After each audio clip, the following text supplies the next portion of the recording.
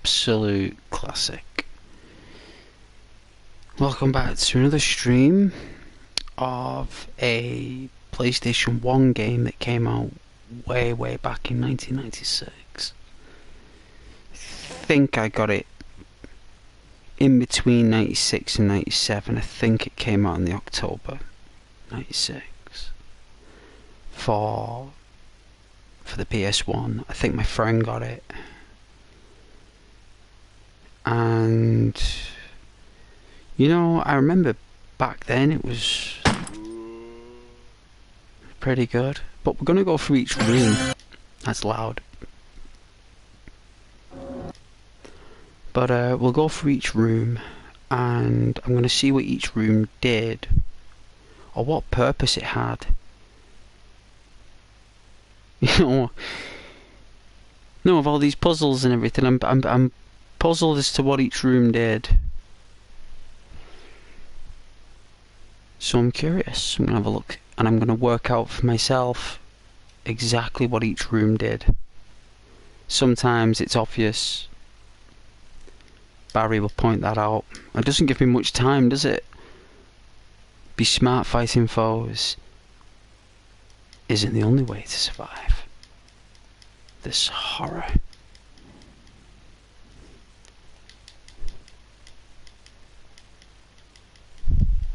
Skip past it.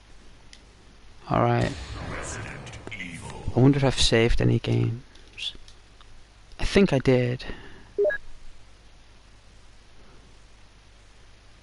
I did. You know, I suppose we could start off from here. Doesn't really matter.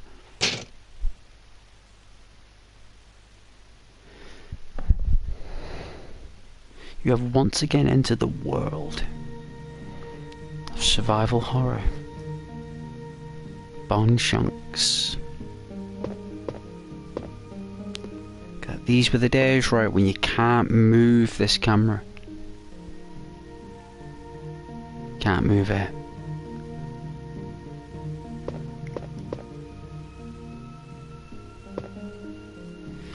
That is not how Jill's eyes are.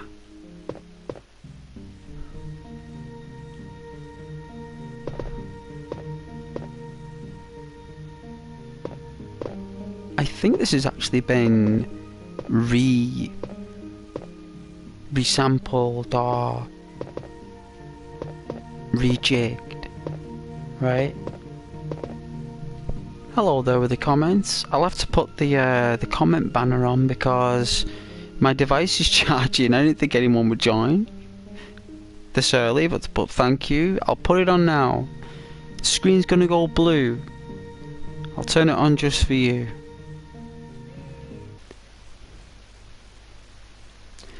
Let's see, it's in advanced settings, I think. Oh, fish. Hey, fish.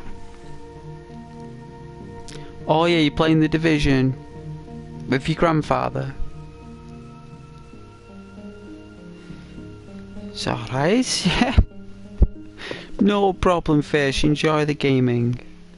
So from what I can see here, everybody, this looks like a guest room, which looks like the botanist or the pharmaceutical,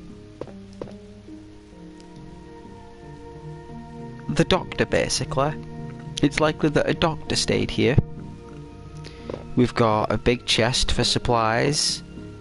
We've got a typewriter for patients who have come into the room.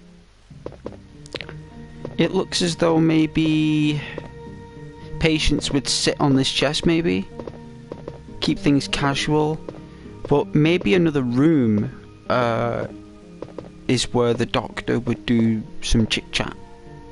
So this looks like mainly a room where the doctor would probably, you know, write up prescriptions for the residents and prescribe ointments and elixirs and the such. So yeah, this is obviously a medicine room. But I like the fact that there's a bed here. It looks as though maybe Capcom back then had ideas that you could sleep and regenerate your energy. But I bet that made the game too easy. I bet they did it where you could sleep in these beds and regain your strength, but they removed it. So yeah, let's see. Let's go outside.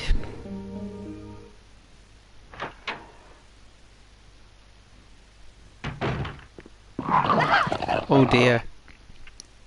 That isn't good. That isn't good. Alright, so square is run. Right, it's good that we know that. Oh dear. So we're still fine, but we're on yellow.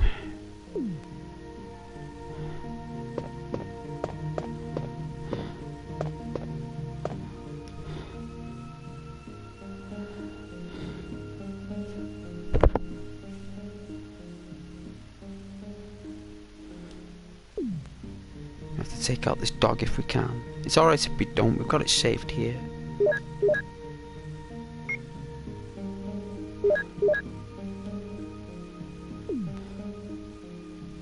See if this works.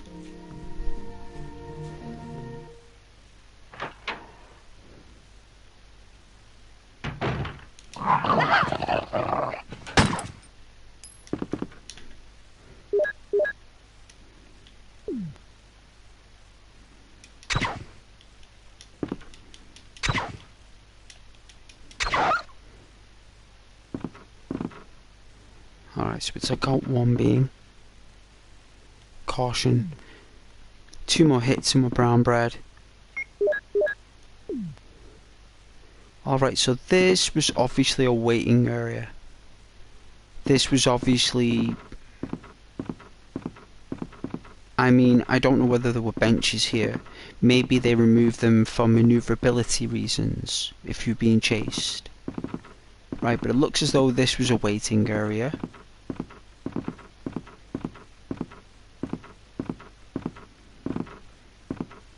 I think a dog is going to fly out of here right now. I remember in the classic that he did.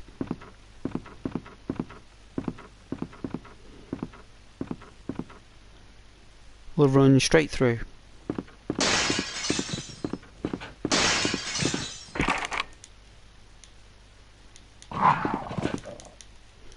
Alright, so a locked door. That was definitely a waiting area.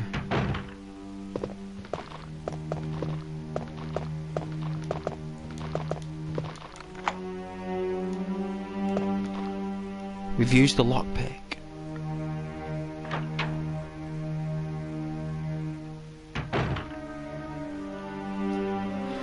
Alright, so this is obviously a bedroom. Right, let's check this out. What does this say? It's nothing special. Looks like a radio to me. And we've got like a tilted picture and another picture which looks like a bowl of fruit.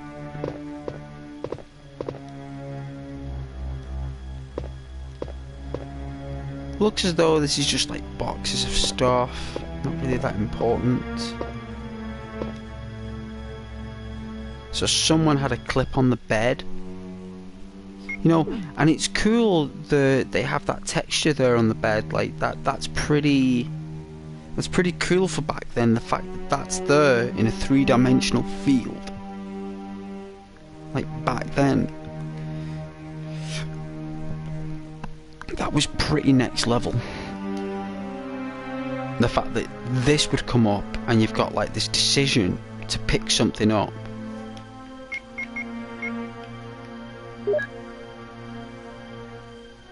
Right, and you can actually select it, check it, right, and actually is a 3-dimensional object, look. And you pressed X and it told you what it did. Now if I remember in the classic, even if you had empty ammo or 1 bullet in the clip, it always had this 1 bullet here. It never had like a... You could never, it never gave you, in essence, you could see loads of bullets, because all you needed was the one bullet at the top at all times. It didn't matter. But you can never hold an empty clip and reload it, right? Once your clips went out, they were gone, you threw it away, you had to pick up another clip.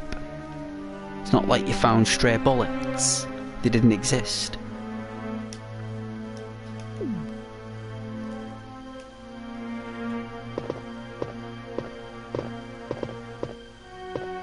So we got the famous closet scene.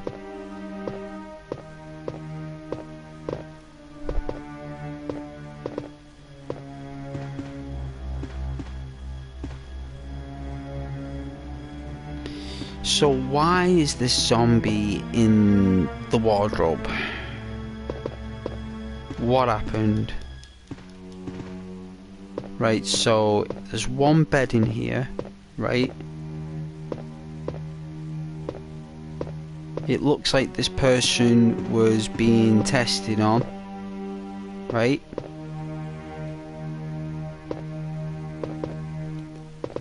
This person was being tested, and we got like some kind of Persian rug going on here. So this person liked the rugs, and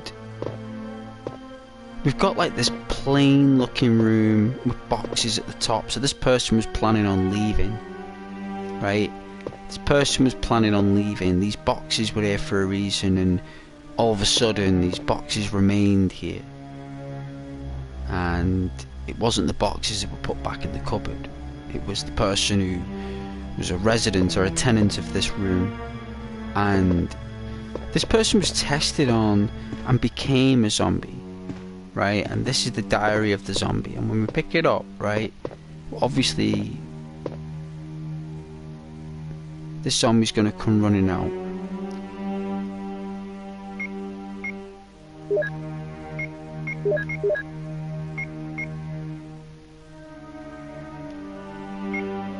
Probably not gonna survive, but we'll read the file. I mean, we can't run away, we have to shoot it, right? So I'm just thinking hopefully we'll be quick enough. But either way, it's gonna be fun.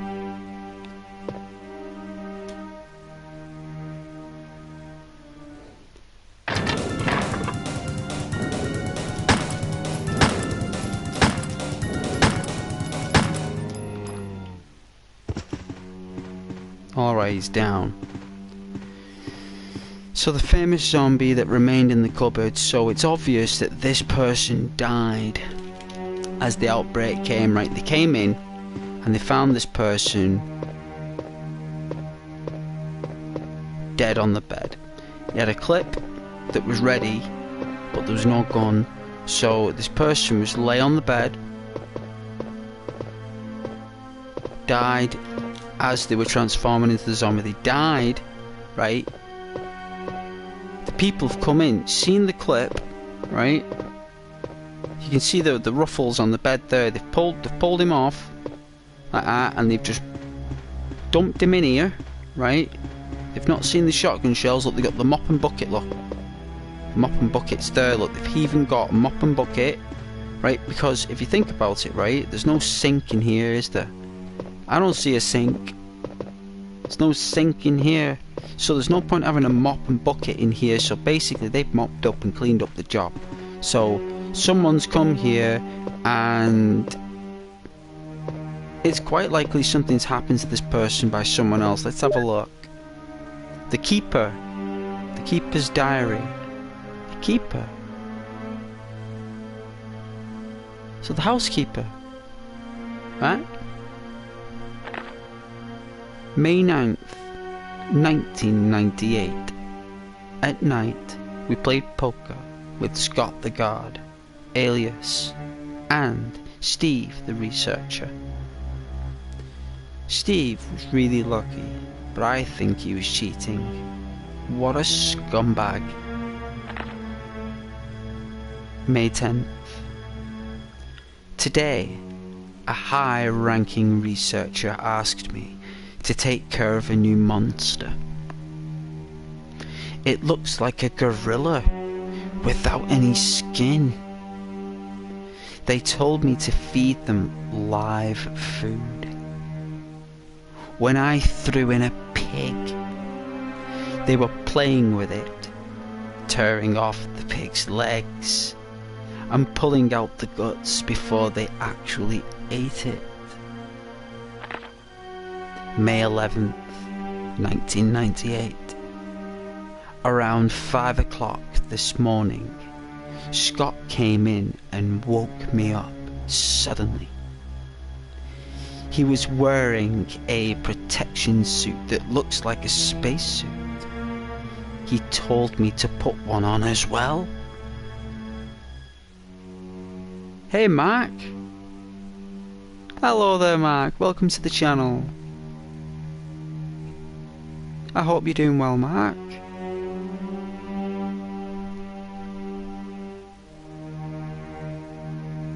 Just playing a little bit of Resident Evil Director's Cut for the PlayStation 1. Thought you guys might appreciate a classic. Going through the files and the rooms, Mark. Checking out all the details. So welcome. Anyway, I shall continue. I heard there was an accident in the basement lab. It's no wonder those researchers never rest, even at night. May 12th, 1998. I've been wearing this annoying spacesuit since yesterday. My skin grows musty and feels very itchy, oh dear. By way of revenge, I didn't feed those dogs today. Now I feel better. Oh dear. So it looks like then they made this guy wear a spacesuit to stop other people from being infected.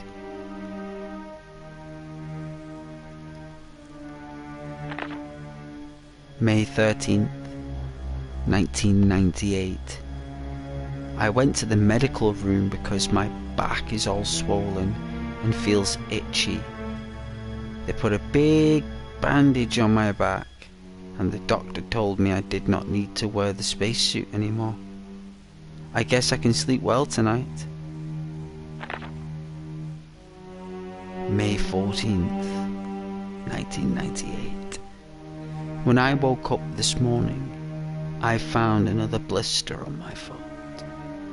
It was annoying, and I ended up dragging my foot as I went to the dog's pen. They've been quiet since the morning, which is very unusual.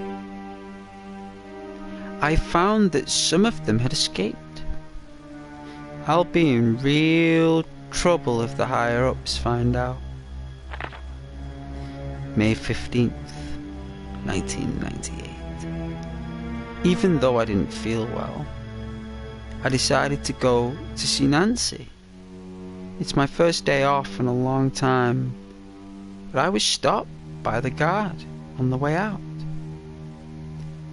They say the company has ordered that no one leave the grounds. I can't even make a phone call. What kind of joke is this?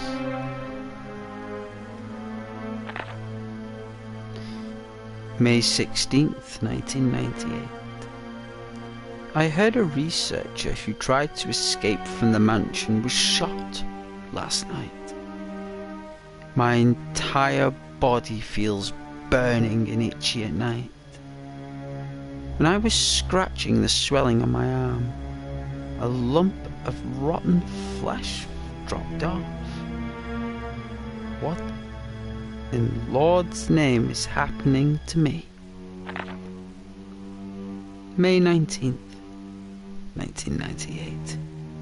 Fever gone, but itchy.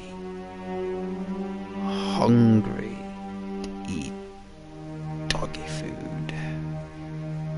Itchy, itchy Scott came. Ugly face, so killed him. Tasty. Itchy. Tasty. the most detailed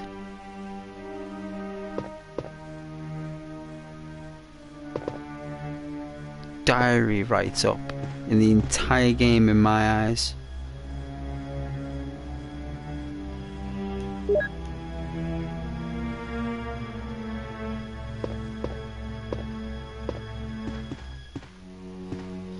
Now in the original PAL version of this game, you only got, I think it was either 4 shells, or you got 3. I think you only got 4 shotgun shells, you know, but they might have rounded it off with a solid 5. But I remember it's not 7. And you didn't get 15 bullets in a clip. You only got about 7. So yeah, we know that that room is pretty deadly. I like the fact that it's got the mop bucket. You know, in the... He must have used the mop bucket to clean up the body.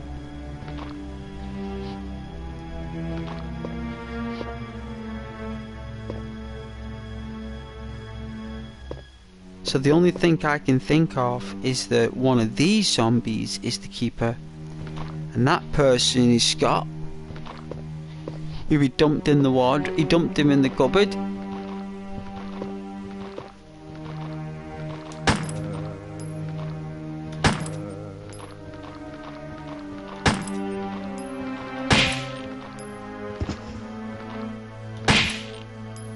Oh, that sounds so sweet. Oh, it's so good.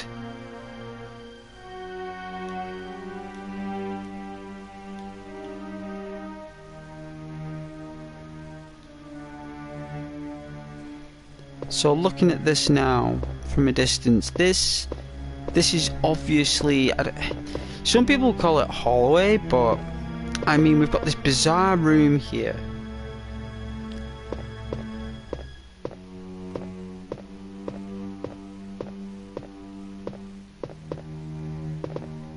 It looks like all the furniture was removed, all of it, fast, right?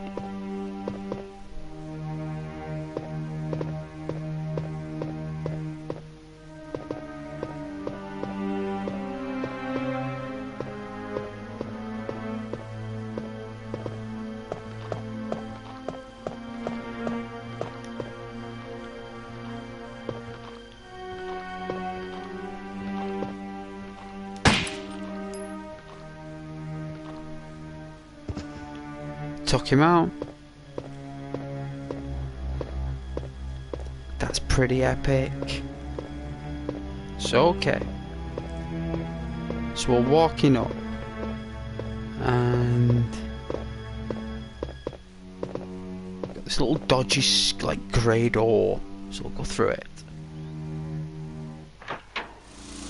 Yellow door handle, probably brass.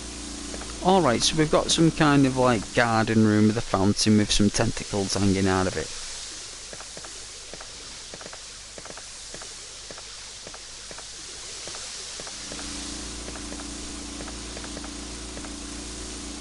An old pump.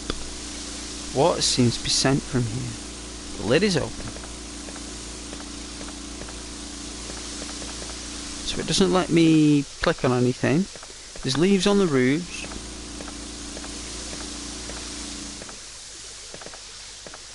On director's cut, this is the only version where the plant can hurt you.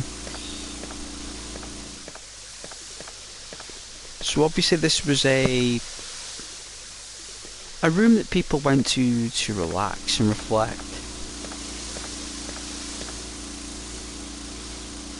You know, you can imagine like 2 or 3 people in there, all having a chat and a catch up.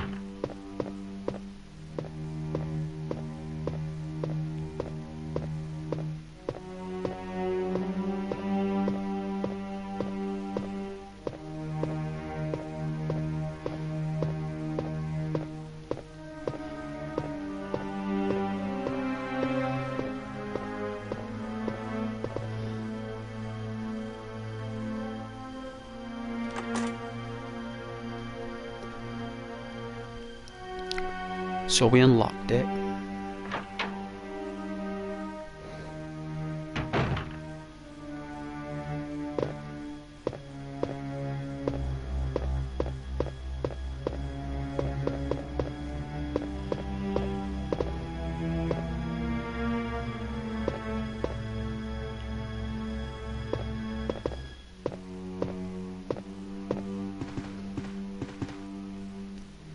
Kenneth from the Stars Bravo team.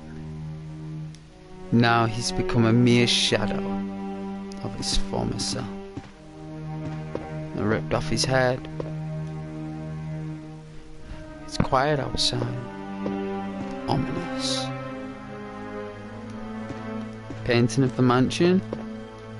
Look at this lovely sitting area. It looks like Kenneth was just having a sleep on the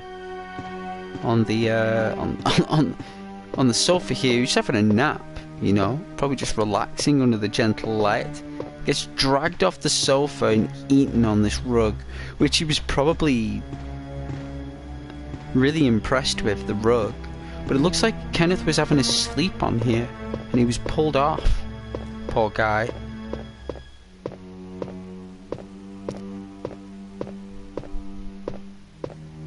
And it looks like that's where people went to have a brandy. By the looks of things, they'd probably go in there and have a brandy, you know? So let's go in this beautiful red door, one of the most unique doors in the entire game. Okay, so we got this beautiful snazzy bar. Look at this, one of the most classic rooms in the game. Look at this, look at this. Like, one estate agent would go wild with this. Alright, so we can't go there. What's it say about it? Any description, Capcom?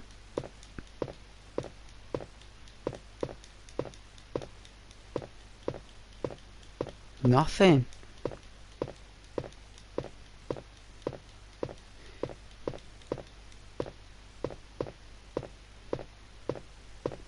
Really, really cool though. We've got a piano, and we've got 1, 2, 3, 4, 5, 6 seats. There could be maybe some chairs behind here. I doubt it, but there could be. They could be tucked under. So there could be another 2.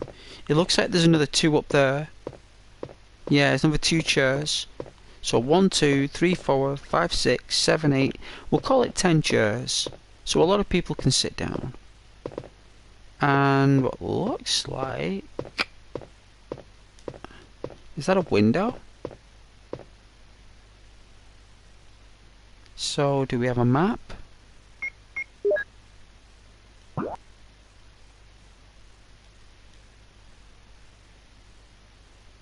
I don't know which way I'm facing. I don't know if it's north, south, east, or whatever. But I'm going to take it that that's north. This is west, and that's south, because it's tank controls, right? And that's east. So I guess we're facing east. So it looks like we've got a beautiful assortment of musical accessories. And it looks like we've got some music notes.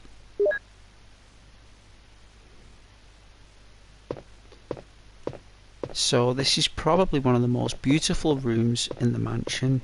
A beautiful bar, which is where we probably spend most of our time, is in this room after work. This is probably the first place we'd go to, you know. And, you know, we'd have a piano player who is missing a stool for some reason. I'm surprised, because normally there'd be a stool right here, unless this piano player was made to stand. Or people just played on a whim, you know. It got to a point where they probably didn't need the piano player anymore. Maybe he left. Maybe she left. I don't know. But it looks like all the drink accessories are all intact. There's no damage on the bar. There hasn't been any signs of a struggle. It looks like whatever happened in here before the outbreak or the lockdown, everyone was chilled. There was no problems in here. No zombies in here. So We'll go back and get the emblem, and then we'll return. So again, in the hallway, this is where, well, I've come to think this is where people went for a brandy, a Kodiak, after they had dinner in the dining room. So I've got a feeling that this is where people went to settle and have a chat, to relax. And obviously Kenneth was obviously asleep on this couch and was killed by a zombie in his sleep. So yeah, a lesson from Japanese Capcom developers: don't sleep on the job, otherwise you'll get your head ripped clean off by a zombie in this universe. So we'll leave this kind of brandy hallway / the bar, so people could go to the bar, and if the bar was a bit much, they could chill outside. Maybe couples went there, or married people went there to chillax away from everyone, if they didn't want to go to the bar scene. That's what I'd probably do. And this is where it all went down. So the dining room... Oh, I must have already taken the emblem in my chest. Oh well, can always come back. So it looks like there was... Obviously there'd be a main chair at the helm. So there'd be one chair here. So 1, 2, 3, 4, 5.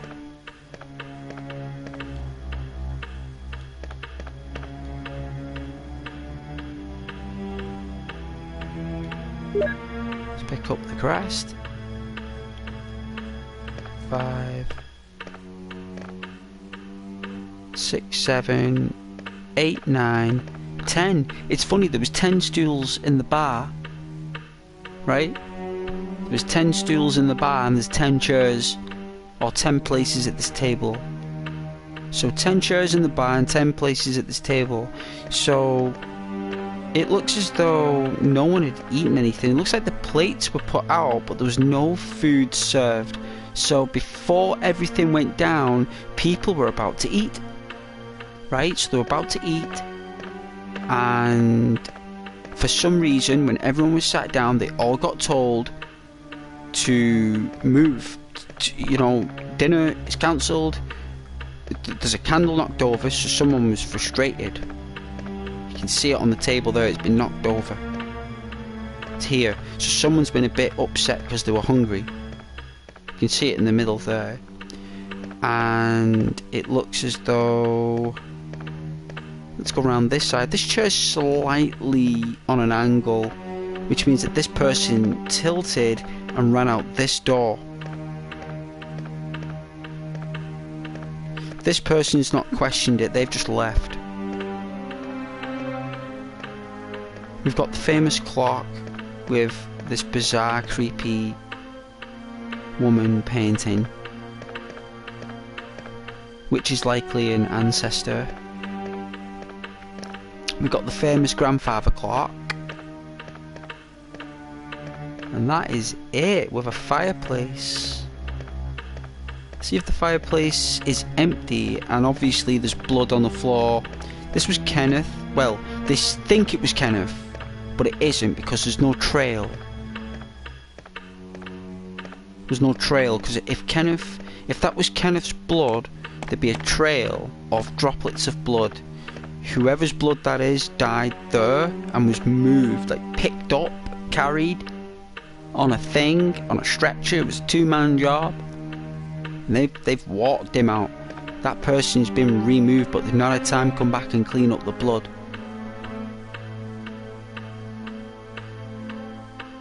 So either a creature has eaten this person whole,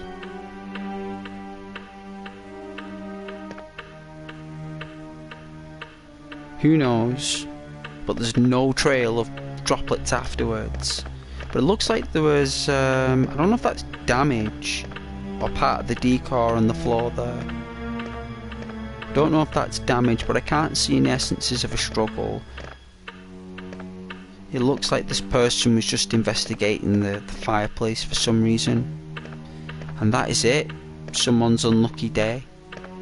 It's likely it's one of Bravo team members that were just abducted.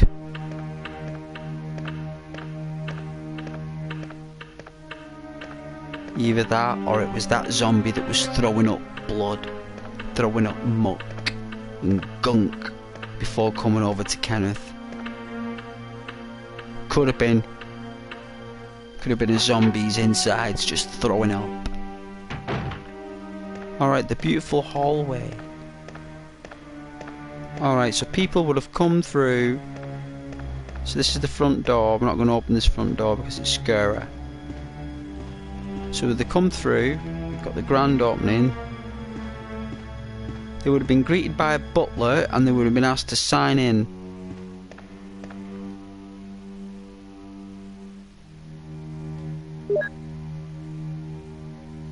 So they signed in and they would have been escorted to wherever they need to go. So we got the blue doors over here. We've got like some kind of oak door, and we've got the unusual, which was supposed to be a doorway. This was supposed to be a doorway that led to the lab, I believe, but they removed it. Removed this doorway for some reason, but you can tell that they, you know, the stairs was going to move. This thing we're walking under right now was part of the mechanism,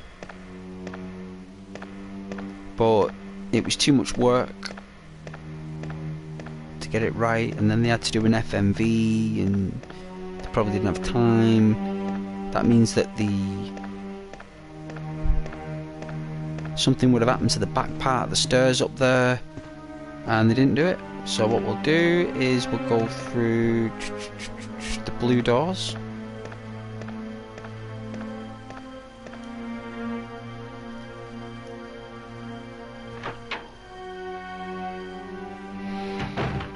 So this is obviously the art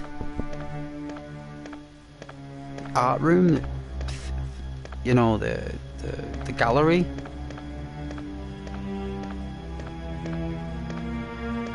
Which was really different in the beta. Really, really different. I can't believe they kept that in.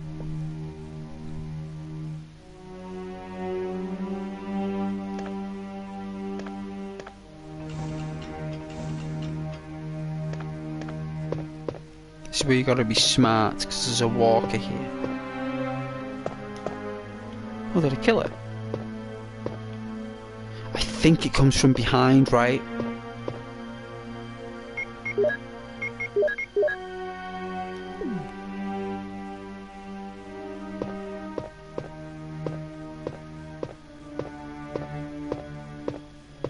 I think if you press this, it comes from behind you.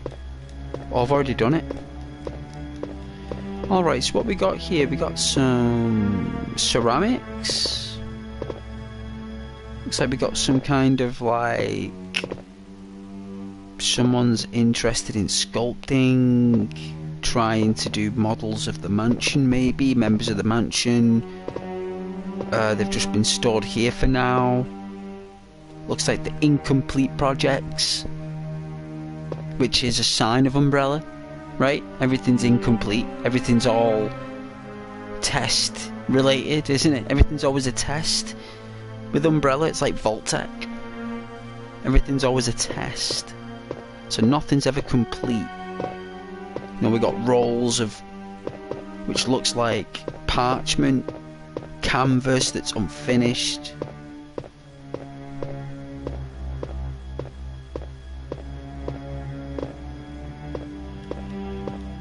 You know what? I think that is a door. See this here? This is a secret door. You can't access it yet because you got to complete the game, but that's a door. I don't know if you can see it, but slightly... See that bit of colour there coming down from the lights on the wall? That is a door. but you need a special key to access that door. Then what they did is they removed that door and put it in another room for some reason because no one could see it. And then what they did is in the remake, they put it there. In the remake of this game, they did this room again, they did this curtain, right, they did it again, and they put the door there. But they made sure you could see it in the remake. But there is a door there. There is. It just doesn't go anywhere. And the key that you get for it doesn't exist because they never made it. But they put the door there, and it's there. So this is the gallery. It consists of 1, 2, what's this?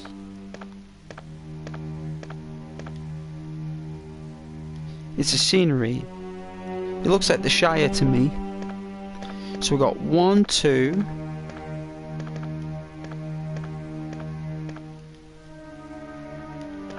3,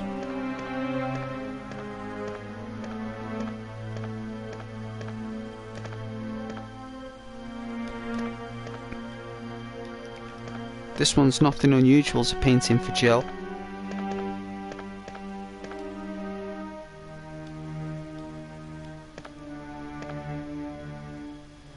5 paintings and a sculpture.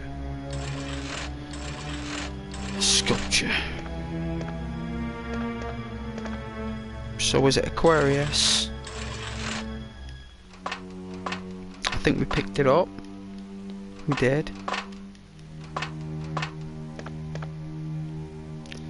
I think that's Aquarius.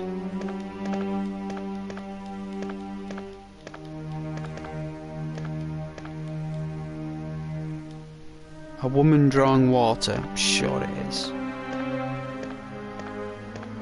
And we've got like these awful, gritty, rotten steps that you push, look. You know, it's not like a carpeted or a comfortable set of steps where people can climb up and clean the instruments and change the bulbs. It's like this dirty, gritty, metal, rotten, mouldy steps.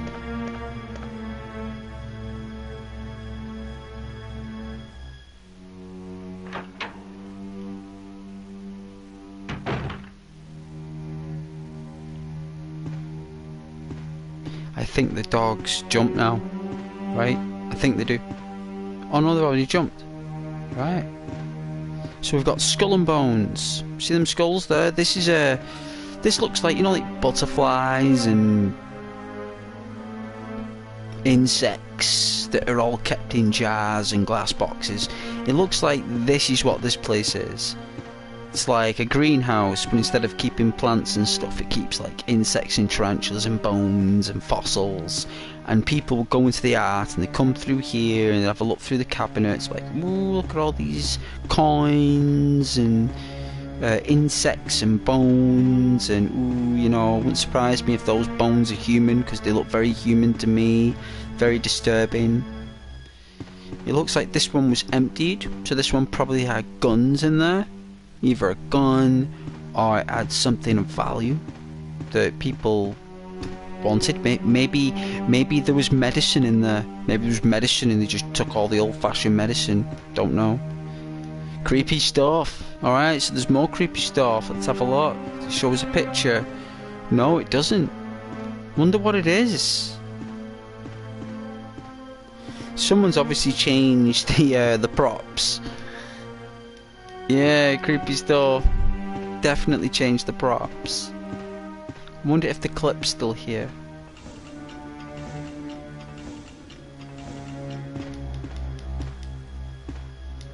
Nah, I picked it up. Yeah, more skulls. Someone has definitely got a fondness for skulls. Very likely the mansion owner. So we've got these arched windows at different heights. It's got like 1, 2, 3, 4, 5, 6, 7, 8, 9, 10 windows. 10 windows. So there's 10 seats, 10 chairs in the dining room, 10 seats in the bar, and 10 windows in the hallway. Interesting. Chandeliers, which look like candle chandeliers, hanging from the ceiling, which looks like they are still emanating a glow. So these chandeliers are still operational, which means that there's a power supply still running, likely from the laboratory. Yep, they're in good condition. I don't see any damage to those chandeliers. They look very Castlevania-esque. I like that Capcom have given a tribute to Castlevania, their little Easter egg for Simon Belmont. That's really good. Anyways, let's leave the museum area, and where do we go next? What's after the museum area? Should we come out the museum of insects and bones and fossils, and we get some really nice wallpaper? And Jill feeling real chilled with herself. And you know what? It's the only way you can get that camera angle. You can't get it again once you leave. That's really unique to this game, this camera angle. It only happens here at this moment. I think you can leave and come back and it does it again, but you got to leave the room completely. And back on PlayStation 1 it took a while to load, so... But yeah.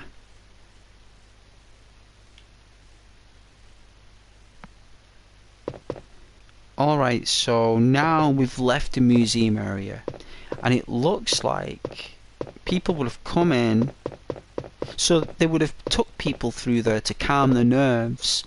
So if people were nervous coming to the mansion, they would have signed them in at the hallway, got the typewriter, took their name, done the details, took the coat, right, put it in the cloakroom, then they would have took them through the art gallery, right?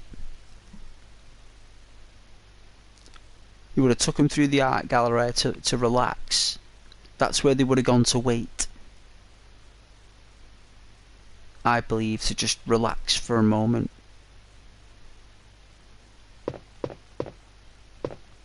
And they would have either called into the dining room to eat,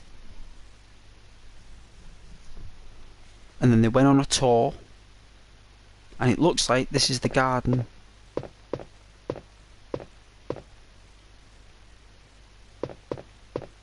So we've got a back door here, and I know that there's about 3 dogs out here, right? But it's locked. A carving of armour. So there's an armour key, well, a key with an engraving of armour. So people would have come through that little viewing corridor with spooky, creepy stuff, and there's a door here, so let's go through.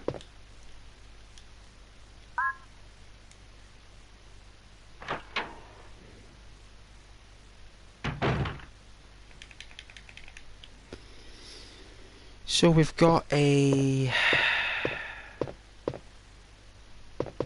Right, so this is a communal bathroom.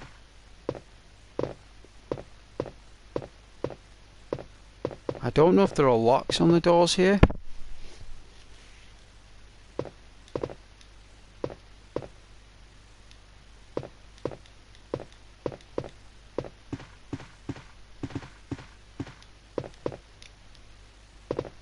We've got a electric wind fan on the ceiling that's not moving. It's not working.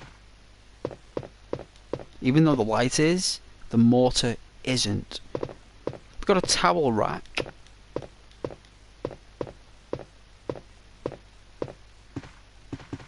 Looks like a lot of sponges and shampoo and such. And the good old Chunty. Looks like it's still in good condition and there's been nothing foul going on in this place. Looks like whoever was here, either the dirty water's been drained which means that it's been a while since anyone's had a bath, but it's still in nice condition. Like, there's not really been much going on here. It wouldn't surprise me if I've already killed a zombie in here, which would have been the person who probably died in the bath.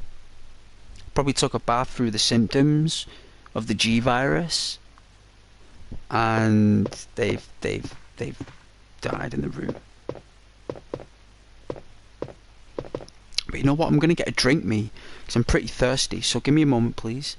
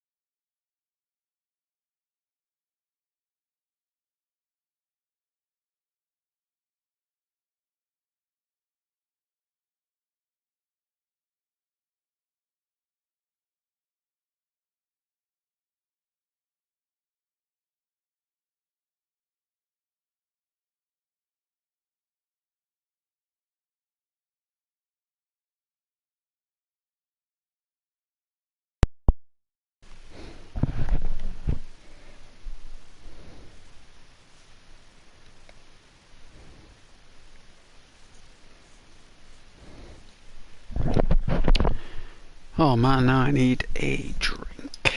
Alright.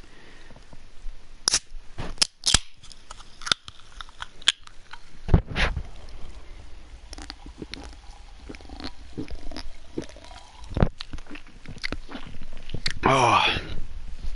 Oh my goodness. Oh. Now that is springy. Springy.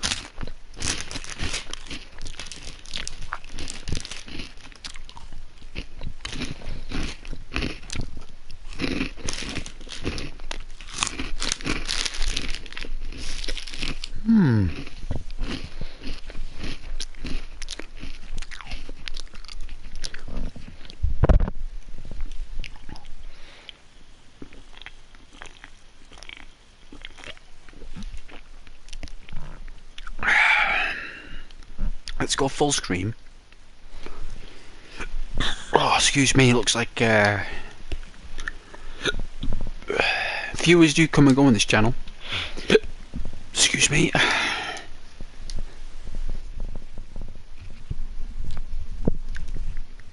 God bless those that are doing say a lot. I really appreciate it. I really do, actually. But yeah, I'm loving this warm glow.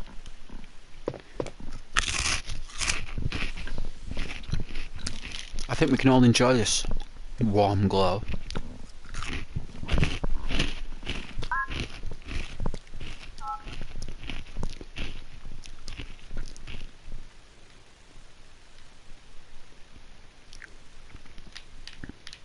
What am I supposed to be doing here?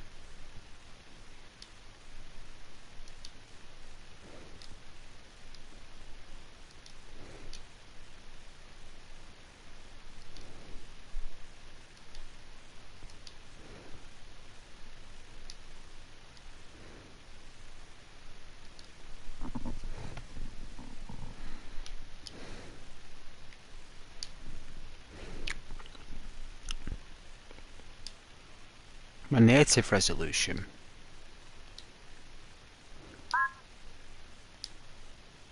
Wow, look at that. That's mega CD, right? I mean, I remember playing games on a TV that big. I'm trying to think if that's even worth us playing, look. I mean, that's how big it's supposed to be.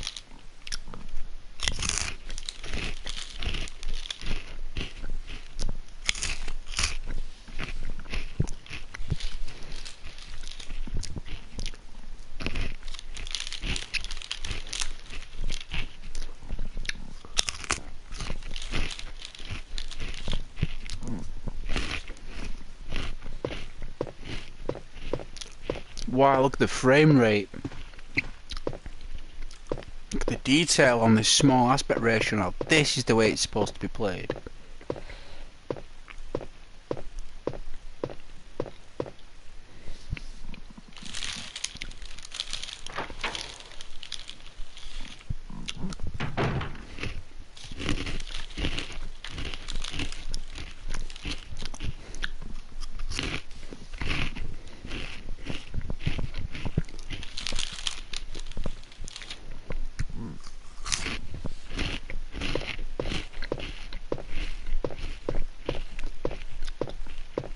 Look at this floor paneling. Hand varnished. Which looks like a canal.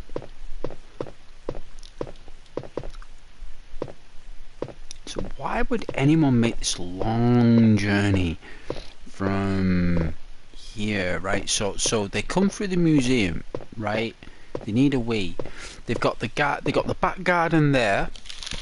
They've got the back garden there. Right. And some people might want to go to the back gardens. Be like, go around here. Okay, hey, how you doing, Frank? Hey, John, how you doing, mate? You know what I mean? And then finish painting, and all of a sudden, we've got like these two rooms, or two doors.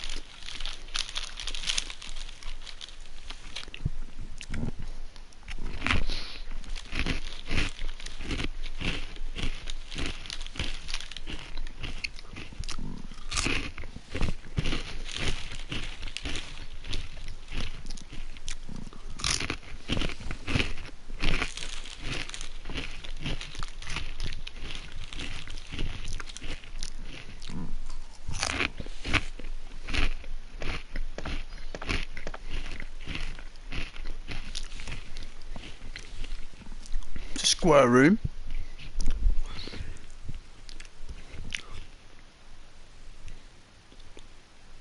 They've removed everything out of it to make it look like that, but I think it had a lot of stuff in it.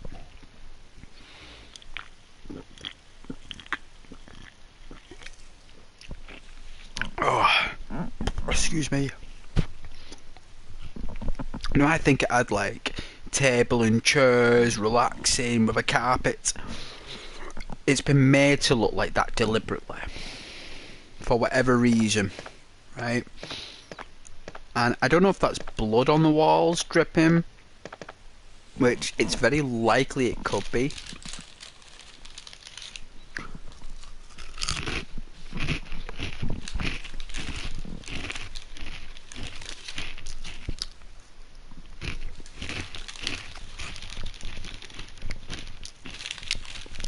Can't believe the game was made in this resolution.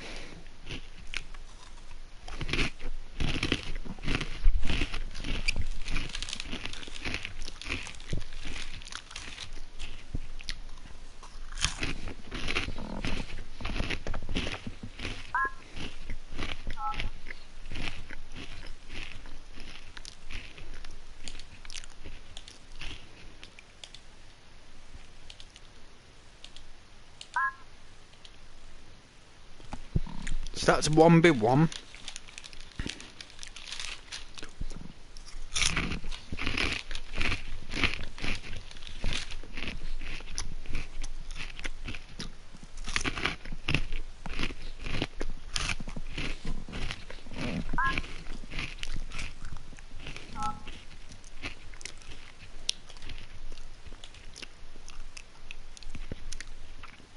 Four by 3, 6 by 10.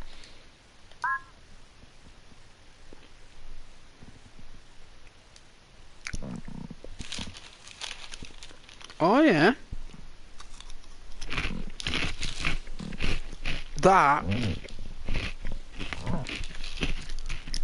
is what you normally got.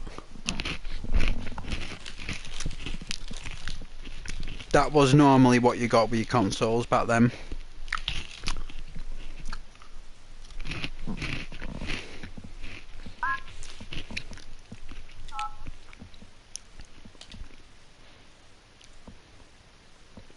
Alright, let's get the extra 9 then.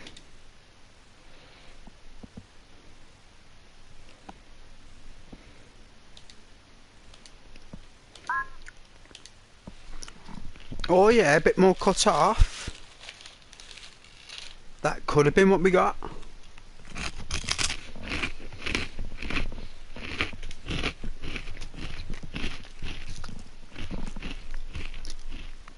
Do you see how the door is like not straight? Like it's on an angle. But it like kind of looks straight from the way the artwork is.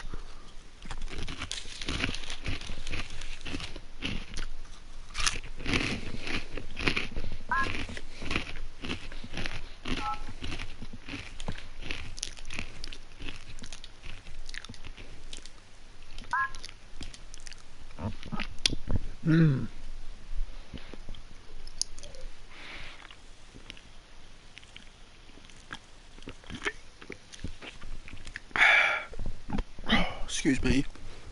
Absolute pig.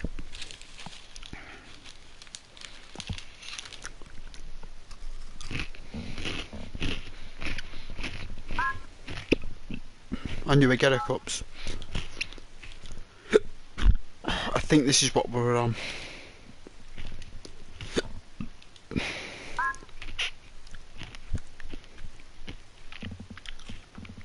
And you know what? I don't think that's the true one we should have. I think the real true resolution is this. I think it's this one.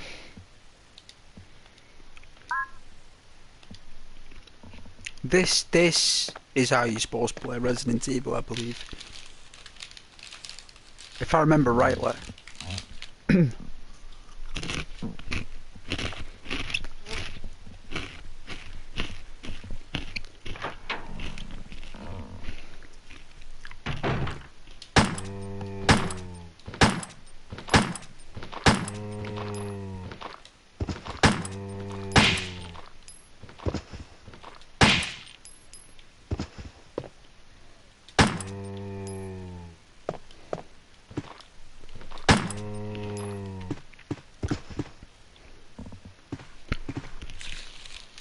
Alright, we took them out. So what is this place?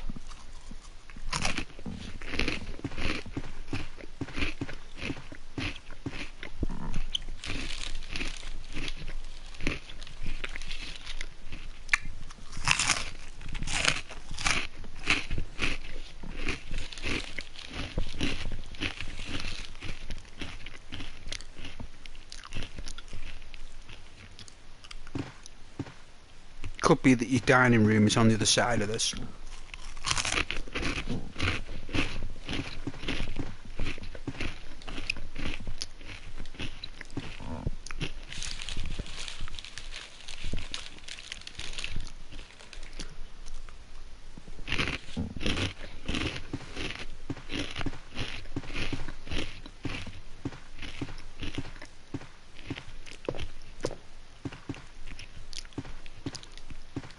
So we had a struggle.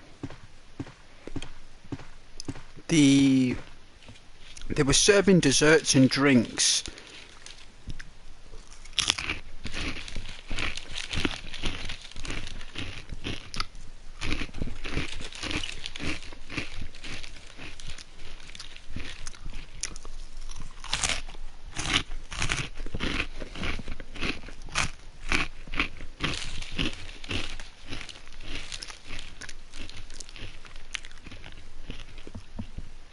Someone locked him in.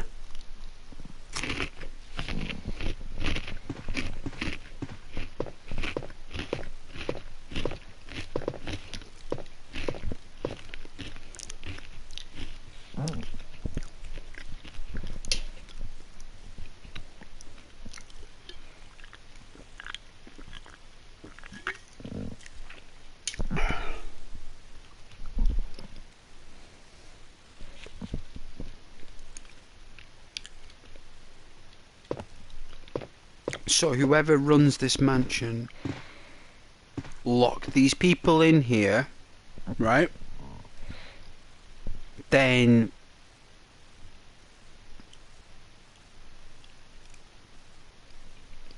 for some reason there was no ammunition in the gun.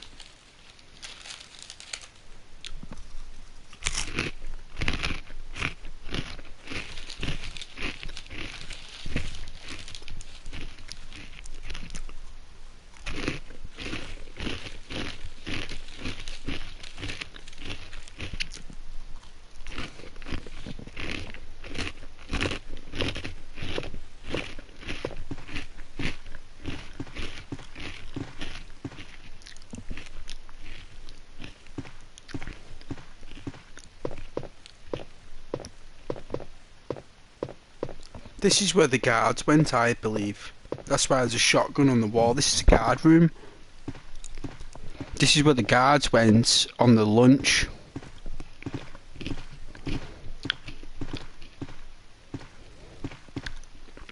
No way, you can see his guts.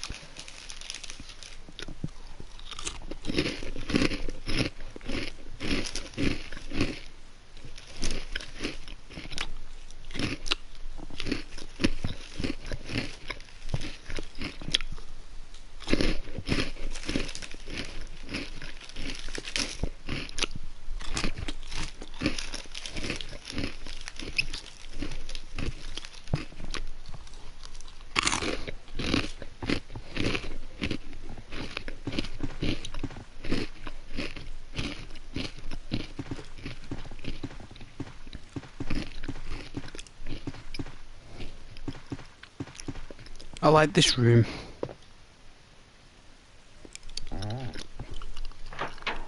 No point taking the shotgun.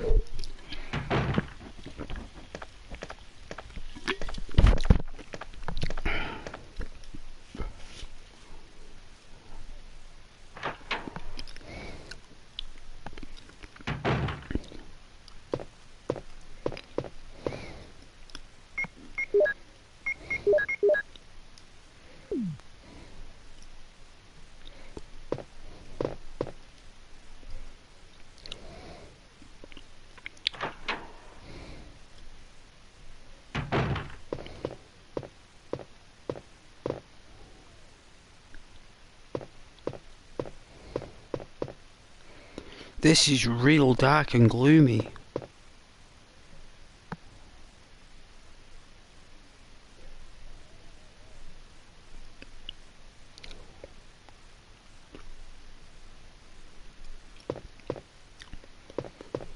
It's another gallery.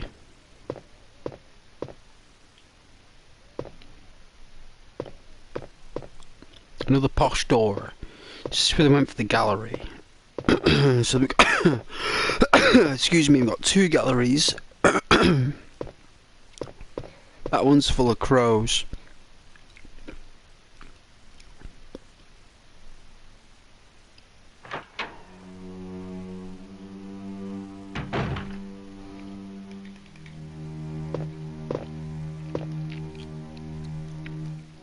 I wish I had time to enjoy these pictures. Yeah, well you do. You got all the time in the world, Jill.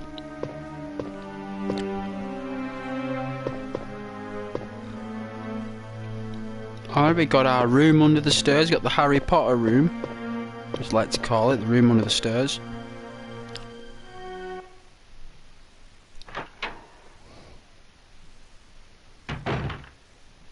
Another freestanding typewriter.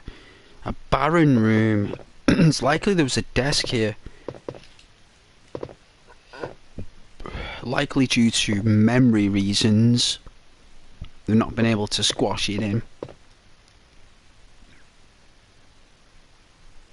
Oh yeah, the broken shotgun.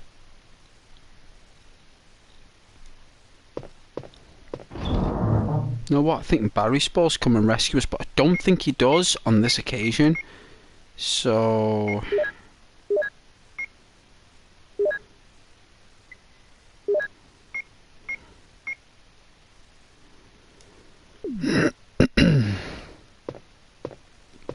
let's save it.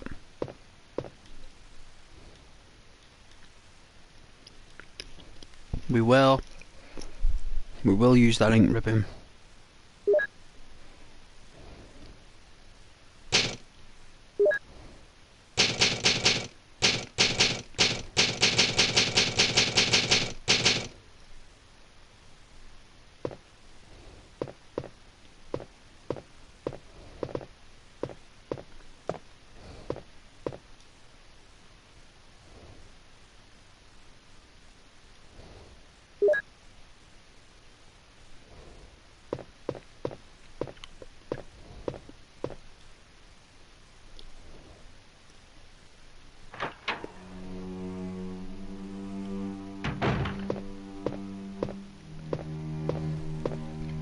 Let's see if Barry saves us. I don't think he does, you know. If you pass it and go in and come out and go in again, I think he passes. I think he passes and goes back. I think this is the only time Jill actually gets killed in the squish room.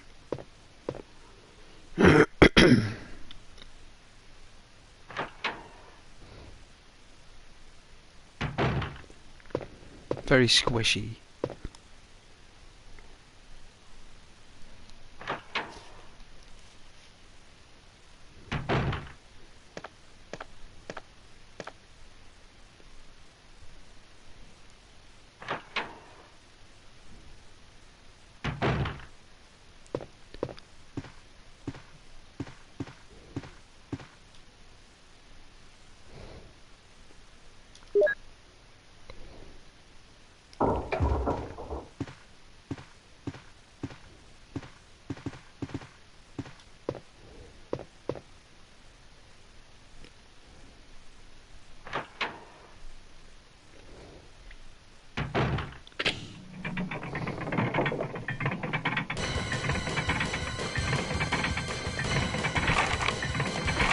I think he hears you trying to lock up the door, like.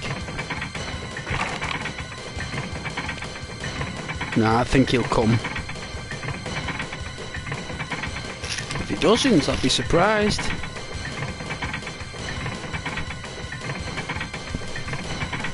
Hey, what's going on? Jill? Is that you, Jill? What happened? Barry? Help me, please. The door won't open. Quick! Stay away from the door, Jill. I'm gonna kick this door down. Hurry! This way!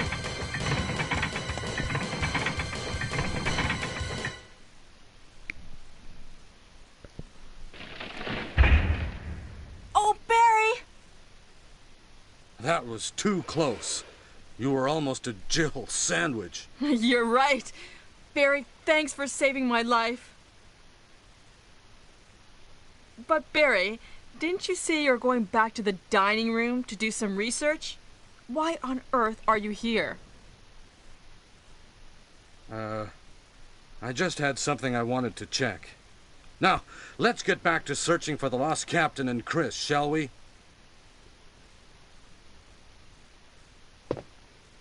Hey, Barry, where you going? Thank you, Barry. Yeah.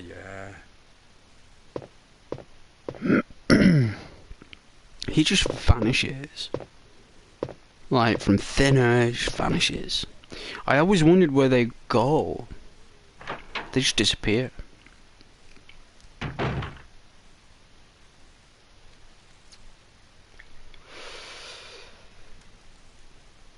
I will read your comment now. Give me a moment, please.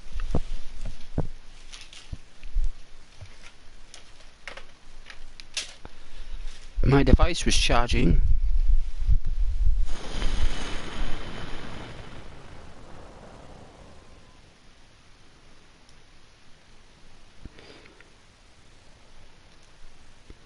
Hope you're doing well. We're checking out every room.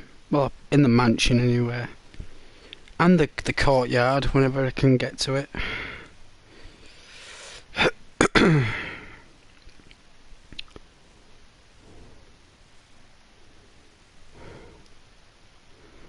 Alright.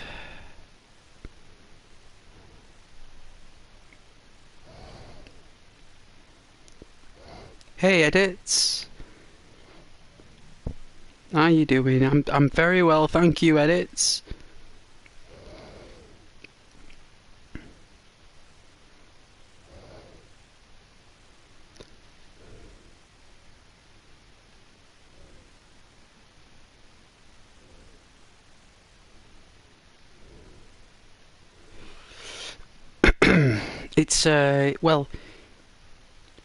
It's emulation, official emulation.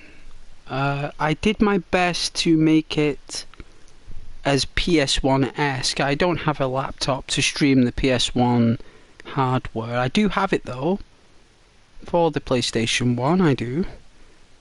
I have it. I've got the director's cut. The original with the dum-dum rounds. You know, the orange Magnum ammunition. Yeah? I bet you'd probably forgotten about that. But yeah, I've got the dum-dum rounds in the original, which is only available in the original.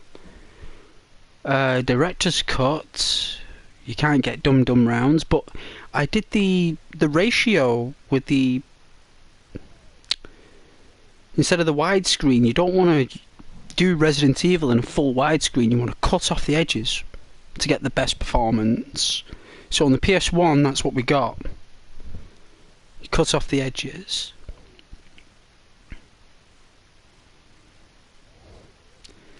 Does it cost a lot? Yeah. Yeah. Of course it costs a lot. It's a lot of money each month to be able to play this game. And all the other games that I've got, yes. Yes, Edits. It does. But we're checking every room. Let's see what's next. Door number 3.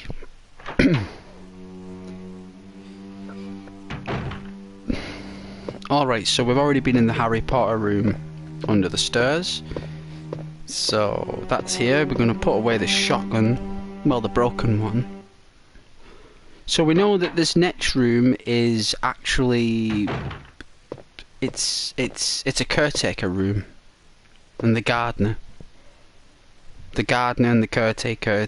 This is basically what these parts are. Oh yeah, gardening tools. There you go.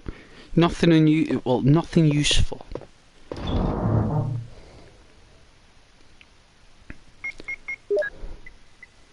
I like keeping the broken shotgun.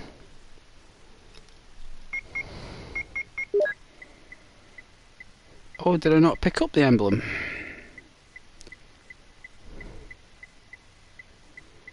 Looks like the emblem is in another location.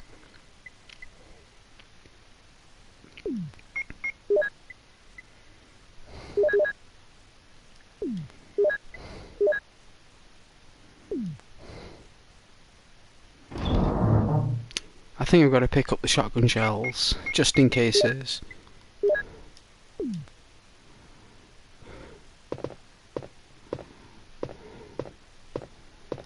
Alright, so that's the gardener's room, which looks very empty. Looks like all the resources were taken by Umbrella Scientists. We need that fertilizer. We do. We need all that stuff. What should we leave him? Just leave him some daffodil seeds. That'll do. That's all they need. Some daffodil seeds. Alright, so we're going up this awkward stairway. Very awkward, strange stairway with a window just above us. We'll go up. In the remake, you physically go up it. Oh, I'd love to do a remake in every room. Oh, that'd be so detailed.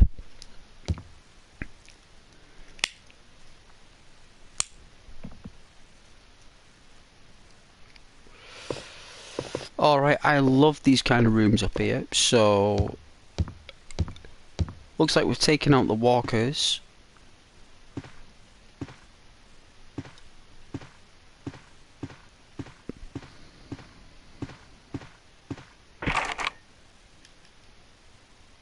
Carving of armour.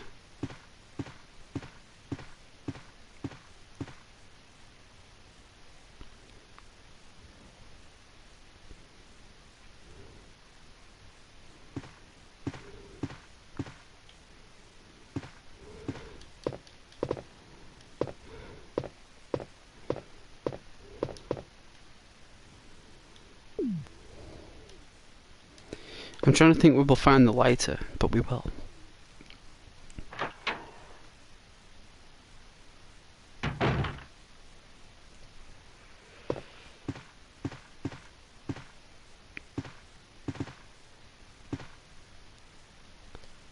What is this room? It's abandoned.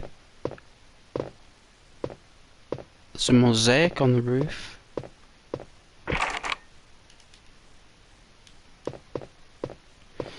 Ooh, the helmet key. Rather late in the game, that.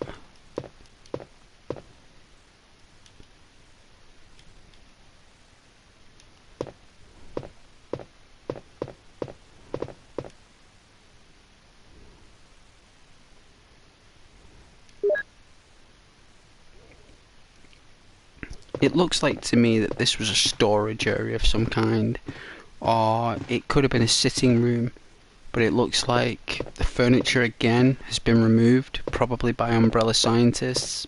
Don't know.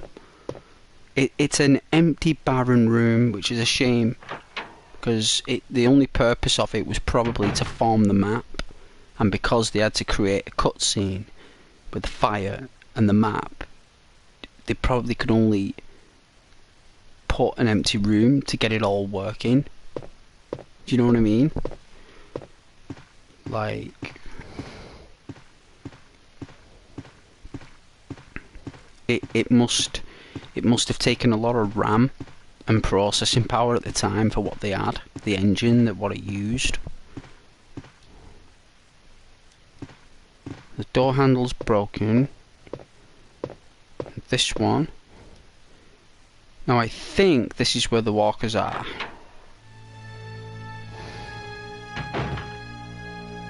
We killed them. So we'll check out this room. So people would have been coming back and forth all day who'd been here.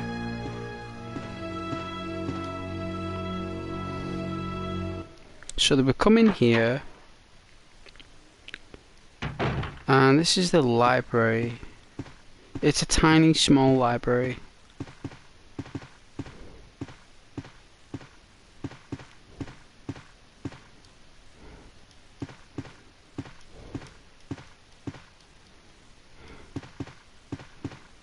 It's very dark and gloomy, right?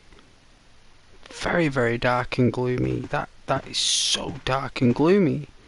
Like, is there no light?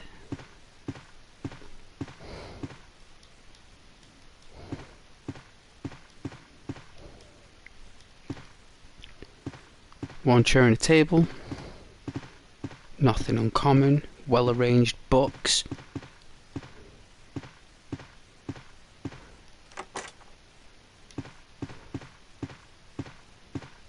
So we unlocked it, which means that if there's any hunters later on, we can always run in here.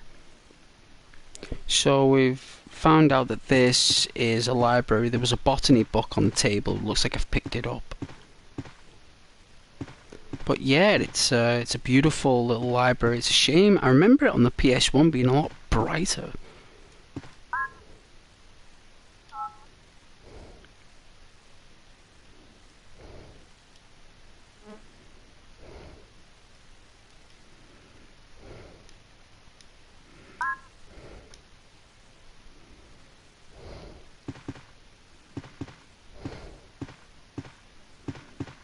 There you go. This is how we've seen it.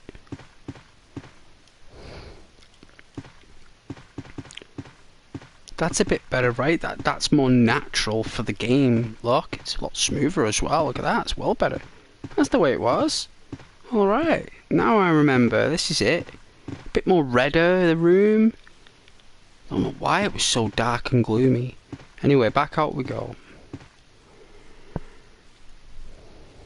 So I think we're on the second floor of the mansion, or the first floor even.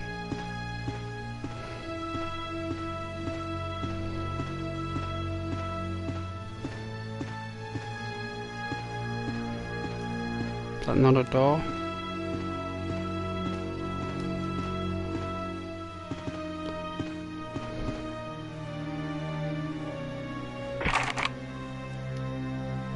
So we need the armor key.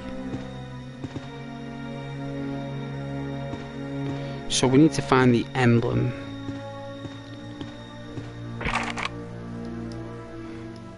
Now Barry should be outside and give us the acid rounds.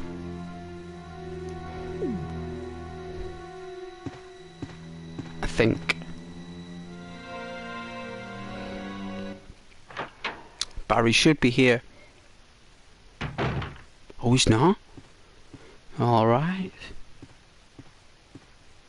Alright, let's go in this unusual room. Anything at the very end?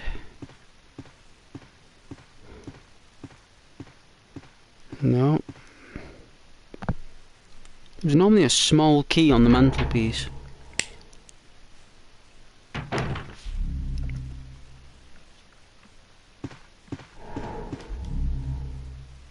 Oh dear.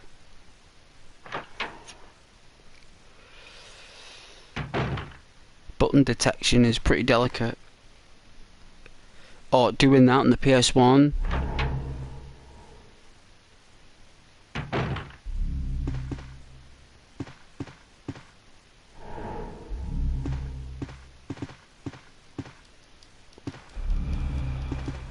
Like, there would sparkle a key there. Whether that's with Chris, I don't know. But we got blood, you see. This is probably the blood that came from the dining room. It was Forrest. It was Forrest's blood. That's what was in the dining room. It wasn't Chris's, it wasn't Kenneth's, it was Forrest's. So Forrest was attacked by that zombie, right, that attacked Kenneth. So Kenneth was asleep in that little room, the brandy room, right? And Forrest was in the dining room looking for Kenneth. And what's happened is that zombie has come in from the music room, the bar, ignored Kenneth for now, not smelled Kenneth, it's heard Forrest. So it's gone through the door, attacked Forrest. Forrest has fended it off and ran off out of the dining room, up the stairs, into this room, to this corridor. He's been bitten, he's on danger, he's losing blood, right? And he's proper struggling. He falls here. He falls, right? He falls here, and he's lying down on the ground here, by the looks of it. And what he's done is, he's put his hand on the, I think it's called a dado rail, I think they call it a dado rail. So it's either that. It's not a skirt. Well, there's a skirting board and a dado rail. So he's either put his hands on both. So he's got his right hand. He's been on the floor. Here. He's fell. He's used his right hand on the skirting board and put his left hand on the dado rail. He's pulled himself up, and his right hand has rested on the wall, right? And it looks as though he's been bitten on the arm, and he's been bitten in the main vein, right? He's been bitten in the main vein on his arm, an artery in his arm, and he's bleeding profusely. And at this point, it's come out of his mouth, right? It's coming out of his mouth now. It's hemorrhaging, right? He's hemorrhaging. And so what's happened is here, he's gone, oh, what's through here? There might be help through here. And he's gone through. And then all of a sudden, he's been greeted with a balcony. And there's no way, he hasn't got any energy to go back. He's lost too much blood. There is nobody here. Nothing but an empty table with a chair. He's wobbled across here. He's wobbled. I don't think he has actually touched the balcony. He has crawled. He has crawled from here. He's crawled and crawled and crawled. And he decided to rest. So we know whose blood is in the dining room. It was Forrest's all along. So Forrest was bitten in the dining room,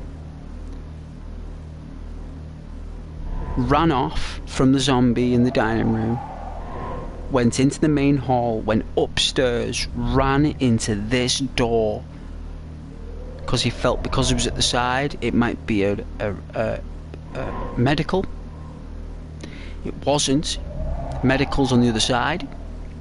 We all know that because the medical room is where the dogs are right now. He's come here, he's gone upstairs, through this corridor, collapsed, pulled himself up using the dado rail and the skirting board, rested his right arm on the wall.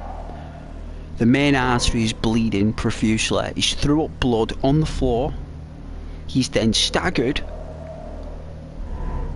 kind of crawled through the door, crawled along the floor. You can see the blood trails on the floor. Just about see it, just barely. You can barely see the blood on the floor that he scraped along.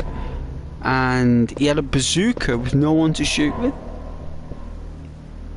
except himself, but he couldn't kill himself with the bazooka because he didn't have the strength. So he's just lay there and died, and he's been pecked at by birds. So Alfred Hitchcock, Nightmare on Elm Street, and The Ring, all in one essence, really. Anyway, let's get on with it. This guy's pretty strong, so I'm going to equip the shotgun. So yeah, we all know now, the blood in the dining room is Forrest's. Well, that's my conclusion, being a Resident Evil detective this evening, checking every room for every detail. I hope you enjoy. We're going to pick up the bazooka, which is probably one of the most famous. Well, we can only pick up one thing, so I'm going to use the herb, even though we shouldn't. I'm going to anyway, so we can pick up the bazooka and the key. Alright. I don't know if this will work.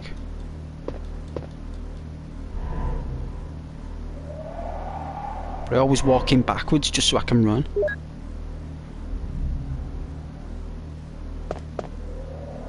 Ooh.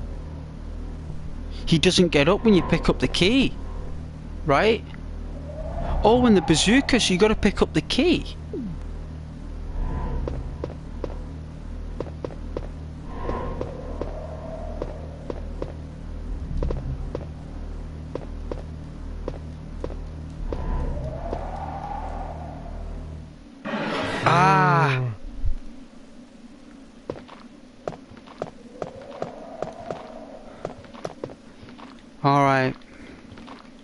sorry, Forrest.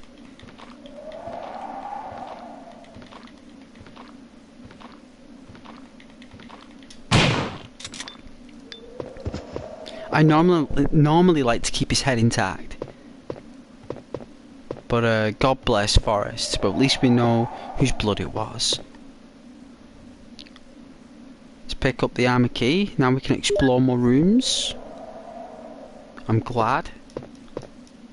No description and no crows. I don't know why they've took the crows out, but I thought the crows were really cool. Maybe they were there because Forrest didn't attack you in the original. Maybe they were removed in the update. There's no scenery, so we can't see anything. There's no cues, no lore. All we can see is some kind of, I don't know if that's Monet or Picasso of trees, but it looks like either a forest or a rocky range. But I'm going to go with the forest. There's no moving clouds. It's just a still, stagnant photo or a painting. But either way, I believe this window is another library. I think it is. It overlooks the balcony. It tells you near the end of the game you go to a room.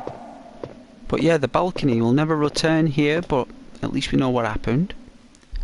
So Forrest crawled to his end. Poor guy.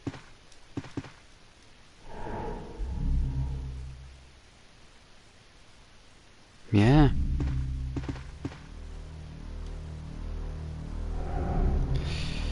But it is. It's funny that even though we've already discovered what's happened, the game doesn't recognize our actions. Like, oh, this must have been Forrest's blood. No, it's not doing it. Got a fancy blue urn. Or a vase.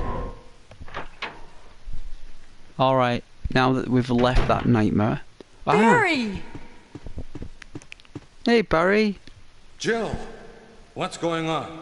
Any clues? Yeah. No, but something's wrong with this house. Forrest is dead over there in the other room. This hall is dangerous. It is. Maybe it's better to secure our escape route first. Yes. There must be a back door somewhere. Let's try to find it first, shall we? It, yes. Bye. Where's my acid rounds? Barry, what? You know what? I think if you come out of this room, it gives you acid rounds, but if you come out of that room, you just get a different cutscene. I think I got quite a rare cutscene there, guys. I think that was a little bit rare, that one. Ish. Unless the acid rounds come later. I don't know, that's a really nice carpet.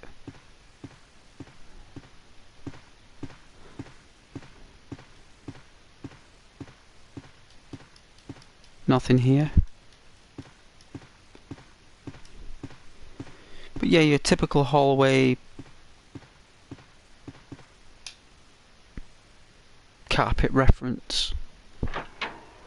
Here we've got the upper dining room floor. This would have been if anyone wanted to eavesdrop on any conversations. We've got a hole in the balcony.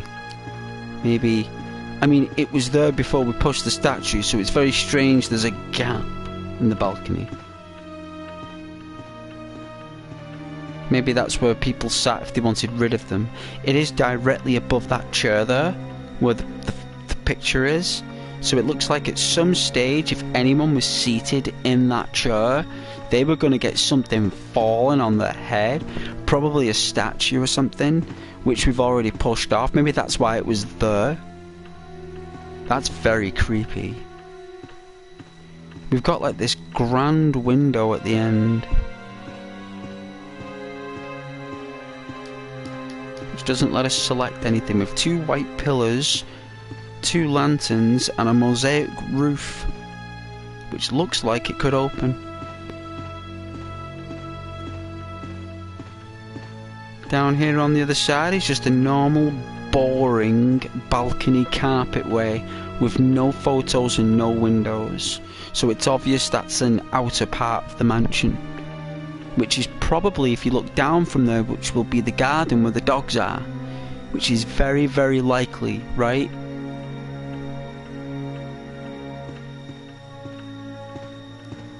Anyway, this will take us back to medical. So we're going to do another loop. This is probably one of my favourite hallways, especially with the colour. It just looks like a mucus green. Looks like a vomiting, putrid... what's it called now? Like that, oh, what's it called? Like the old-fashioned... coloured vintage film. It's a word for it. It'll come to me.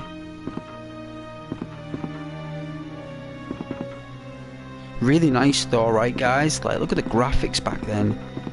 Talking over 25 years ago. Maybe 25 years ago. Look at that. Alright, normally when you touch this window, it's said that there's a wolf howling at the full moon.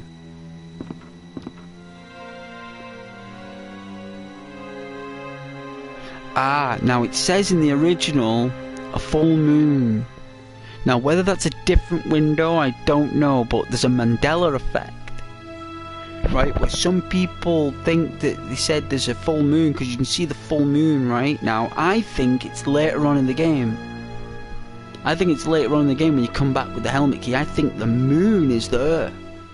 I think it does change, so I'm going to see it. At this time it's saying the howling of an animal can be heard on and off, but there's one where it says the howling of an animal can be heard under a full moon. That is also something. So anyway, we keep going around this, which looks like...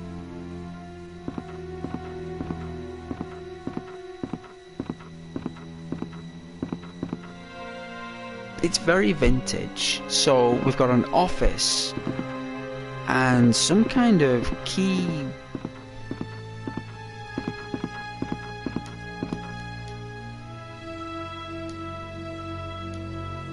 Ah, so we can't attempt it.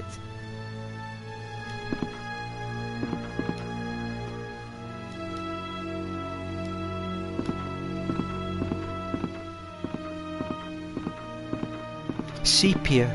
That's what it's called, isn't it? Sepia. Down the stairs we go.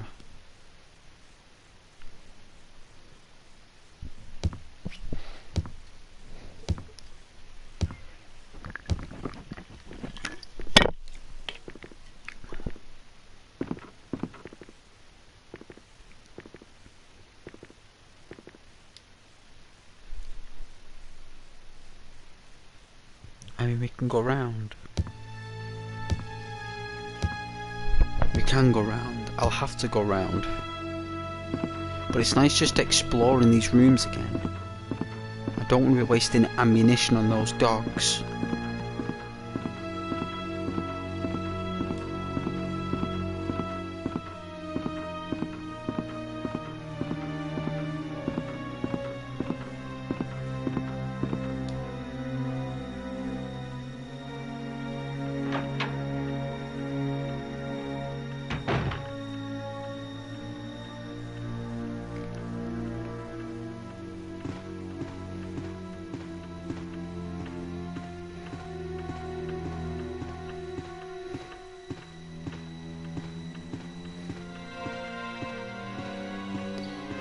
Oh, I'd love to play all the Resident Evils.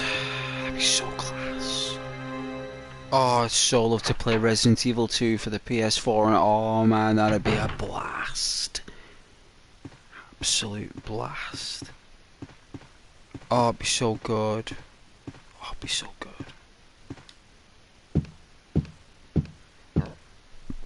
Excuse me.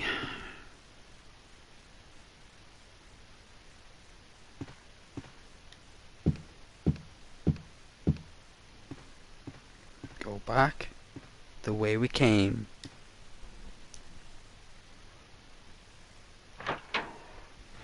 Alright, so we got another couple of rooms. We got this room here with this dude. Save him till last. Save that door till last. So we've got this puzzle door, so we're going to open up this green door, the poison ivy door. Green door of poison.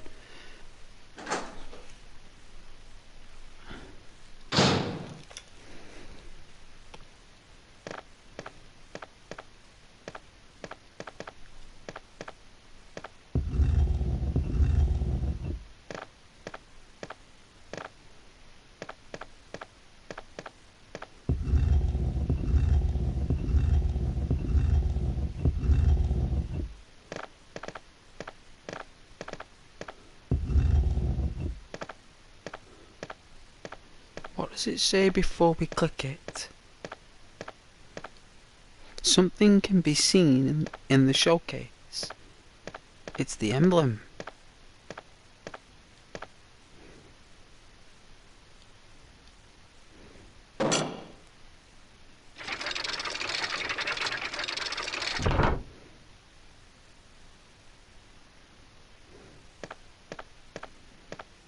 Look at this room.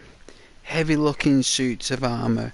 This is a really cool room that gets overlooked and forgotten, and it shouldn't be.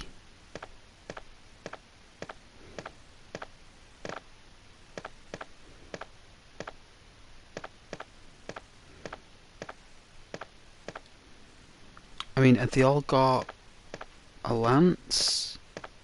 One of them's got a spear there, so they're in an order of lance and spear. Lance, spear, lance, spear, lance, spear, lance, spear. Alright. Alright, let's pick up our emblem if we can. We can't. But at least we know it's here. So we've got it. To be honest with you, I should have really gone to the chest.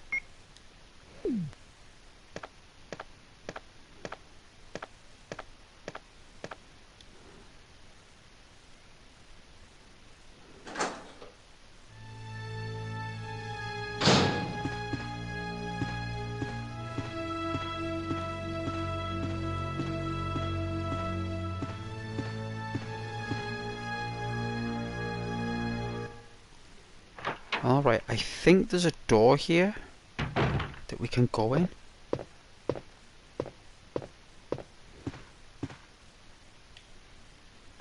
It's beautiful balcony, this musky, earthy balcony.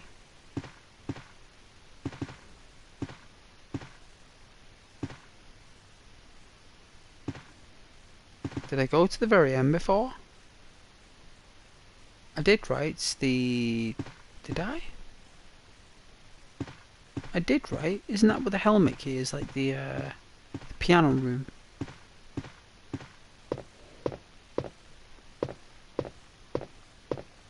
Sure it was, right?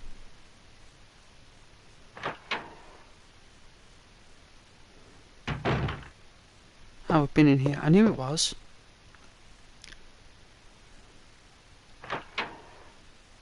So we'll come back there when we get the lighter. And there's a one-off moment there where the flames are bursting from the fire. It's the only time there's ever a fire in this game. It's natural.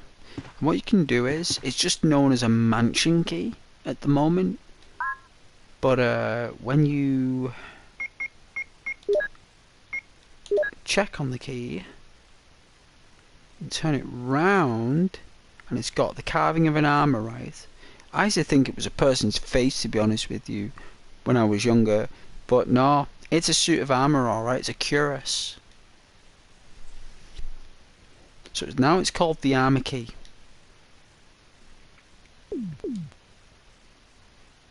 So when you unlock doors, it'll say you have used the armor key, rather than you have used the mansion key, which I thought was really cool. Nice little...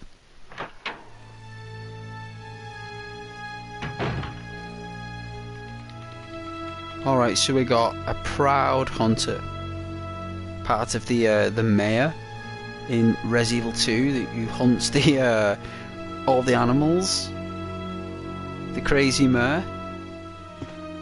So this room is obviously, I'd say this would have been where people would have waited for either guest. So it was either like employees, scientists, guards. They would come here and, you know, like knock on the door, and this would be an area where they'd wait. You know, it's kind of like a communal area for questioning or anything from Umbrella or the mansion leader. But we'll see what happens if we press this one.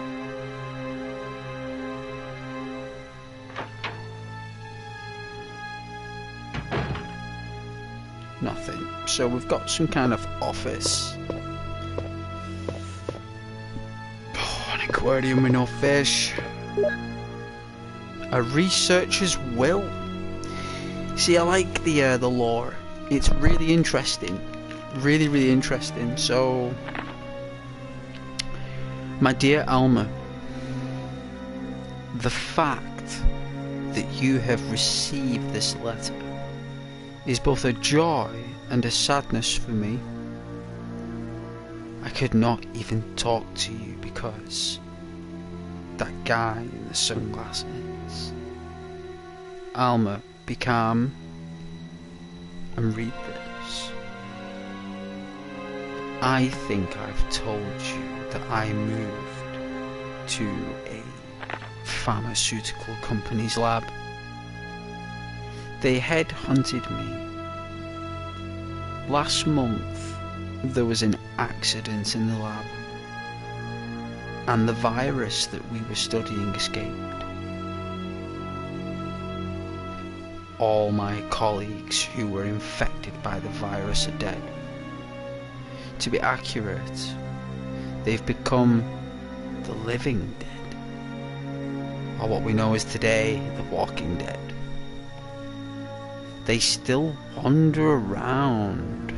Some of them are knocking on my room door desperately right now. But there's no sign of intelligence in their eyes. That cursed virus takes away all humanity from the human brain. Love, joy, sorrow, fear, humor, eternally. And Alma, even the memories of the days I spent with you. Yes, I'm infected. I did everything I could, but I could only delay the progress by a few days. The most frightening thing is that I forget more about you by the day.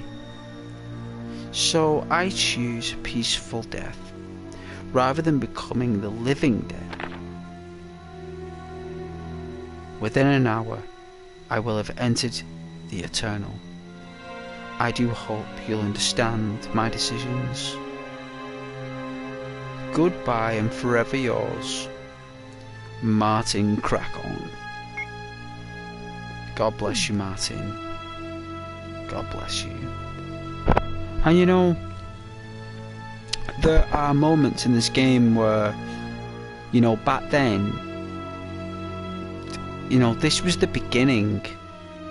This was the beginning for consoles, when we started to get a trail, a real essence of what's going on, you know, in the world of these universes. Like, you know, being younger, you'd never read anything like that. You'd just be running around killing all the creatures, weren't you, with the guns and seeing all the effects. No, not when you're older. No. You want to know the story. You want to know what people are doing. You want to know how people are coping. You know, what are people going through? What are people doing to them? Because it's moments like that when the people you've upset, they come looking for you. You know?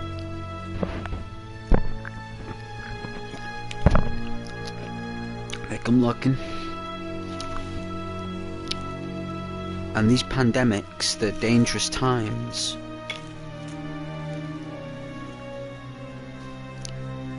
You know, and when you're working in a pharmaceutical lab that's camouflaged as a mansion with all these comfy beds and these comfy rooms that you'll never leave, you know?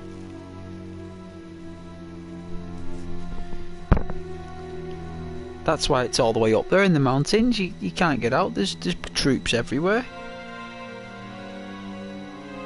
It's like once you work for Umbrella, it's a contract for life. If you leave, you just become one of those experiment weapons. That's even what Birkin become. It was one of those experiments. He even did it to himself, because he'd rather do it to himself than have them choose an experiment. At least he knew he was next. That's why he injected himself, William Birkin. He knew that they were going to do it to him, and they were going to turn him into something. He was like, you're not turning me into whatever you want, I'll turn into what I want. And it's this, and he did it.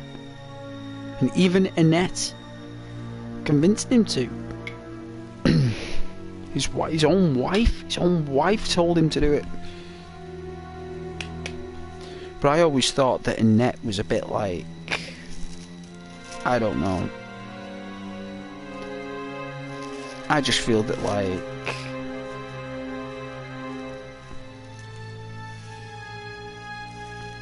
I mean, I've got to play Resident Evil 2 and check out the lore and everything. It's going to be interesting when we do. It's a really difficult game, that, actually. It's really big as well. It takes a lot of juice out of that game, Resident Evil 2 Remake. It's a big game.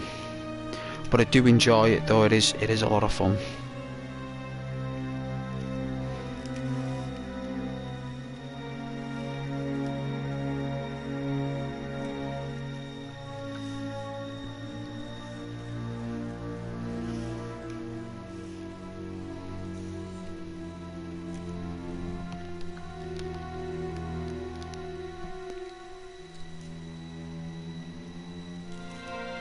But I won't be long games making it consumable.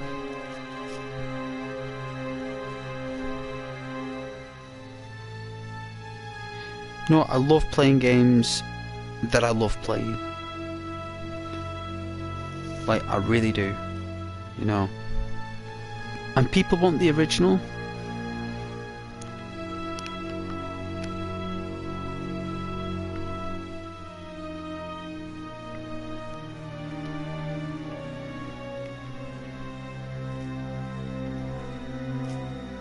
I'll have to get that sorted.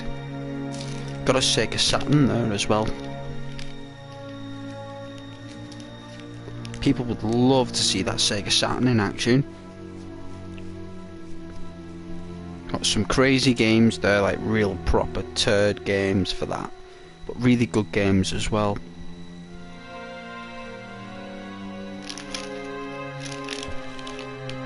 Jeez, where's the...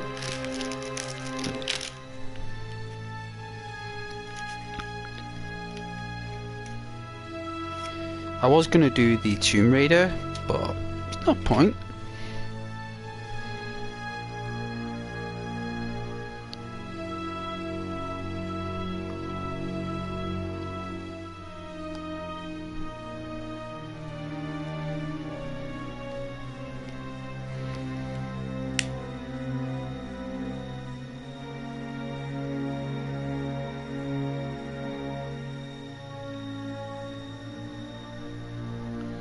But I love my PlayStation 1, and I'm glad I've got the one with the socket on the back that takes the cartridges. Like, you need that RAM connection at the back. The modern PlayStation 1s never came with it, they removed it for some reason.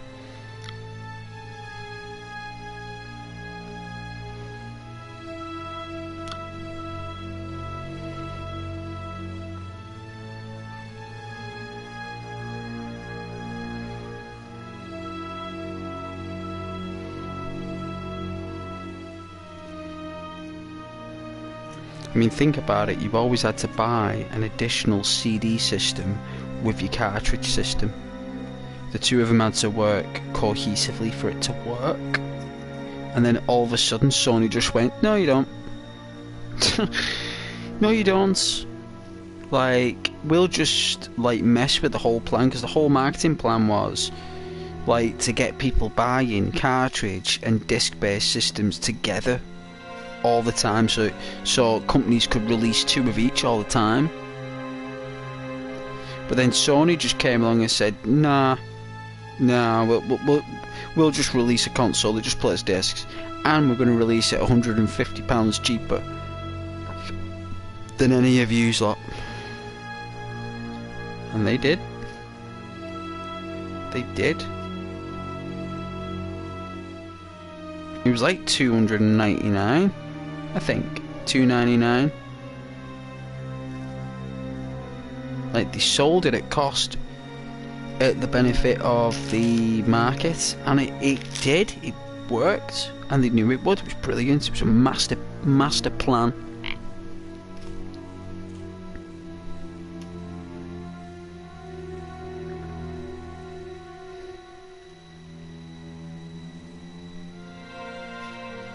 Which I thought was very good.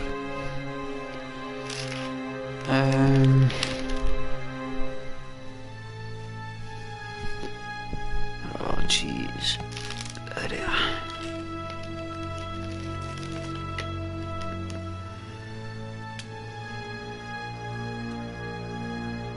But I've got all them consoles. They're brilliant. All of them are really good. All of them. The Saturn, the PlayStation, the Nintendo 64, they're all phenomenal. Every single one of them is brilliant. No lie, like, they're extraordinary. All of them, in their own way. Like, you can't say which one's better. You can't, because they're all amazing in their own unique way. The Saturn, the Sony PlayStation, the Nintendo 64, that they've all got a certain magic that someone out there adores, and each one is so good in such an era of gaming, right? Such an era of gaming where, oh, it was like,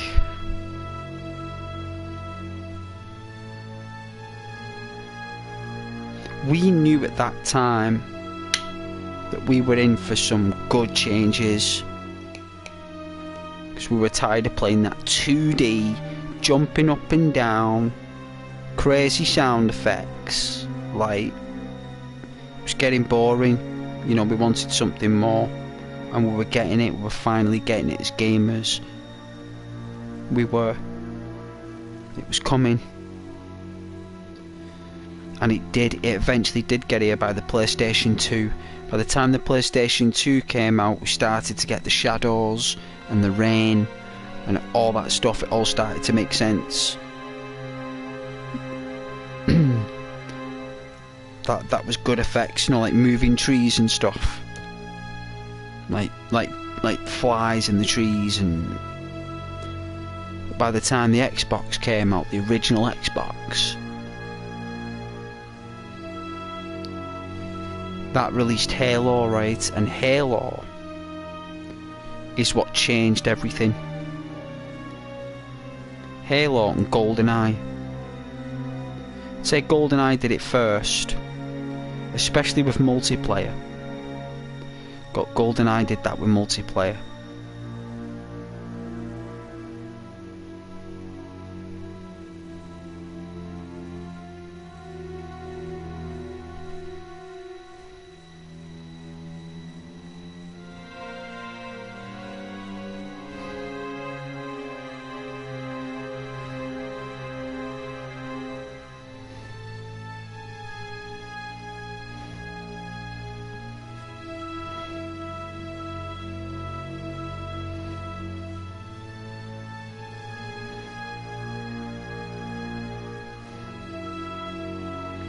So yeah,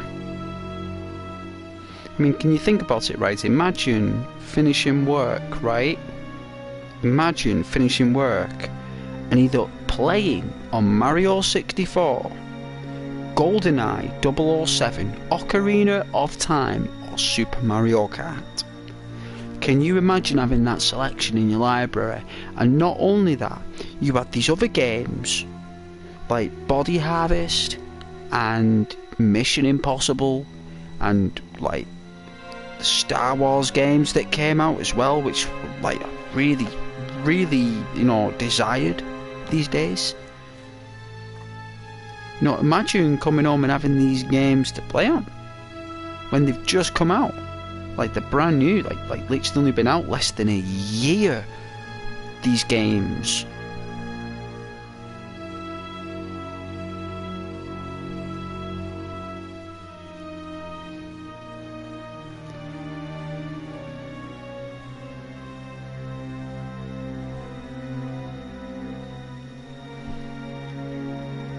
Like it was all about 3D gaming. Right, it was all about 3D gaming, and that was the future. And Sega thought it was 2D. Sega thought the people wanted the fighting game still, but they didn't.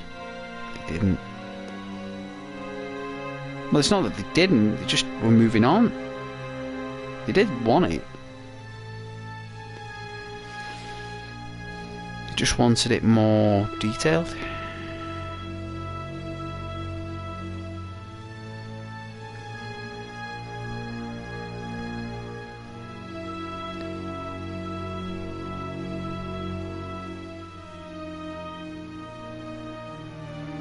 And then the market went really stale when the 360 come out. There was loads of games that come out for it, and it came to a point where everything was just looking the same, but just like a different story or something. Like things weren't really different, you know. People just using the same engines, but putting a different story in there. Like Mass Effect did well, Grand Theft Auto 4, Grand Theft Auto 5, which is strange. They released 2 Grand Theft Autos in one generation, but didn't release one at all. With the PS4, not one Grand Theft Auto in 7-8 years. They completely missed it out.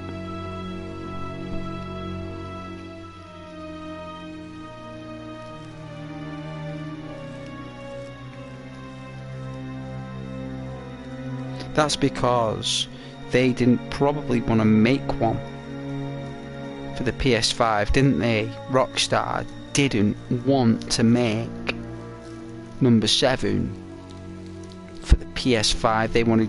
They didn't want to make number 6 for the PS5. They didn't want to have to make number 7, you see. So what they did was they just delayed it and delayed it and delayed it and never made it and never made it and never did anything about it.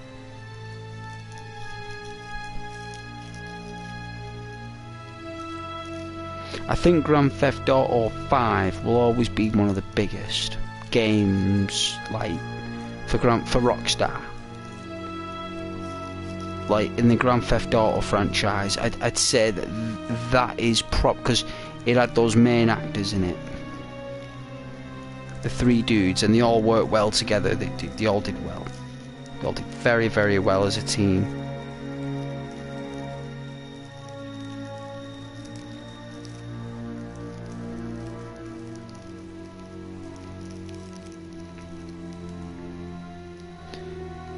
But it's strange how they missed out another Grand Theft Auto there when they made 2 on the previous console. Doesn't make sense.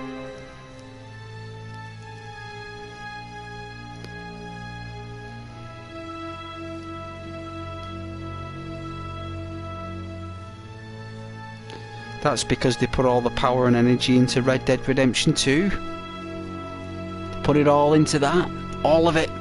Didn't they? All of it. I bet they only did like little bits of Grand Theft Auto 6 back in 2010 when they were making it, even though that was like before Grand Theft Auto 5. Hey Alex.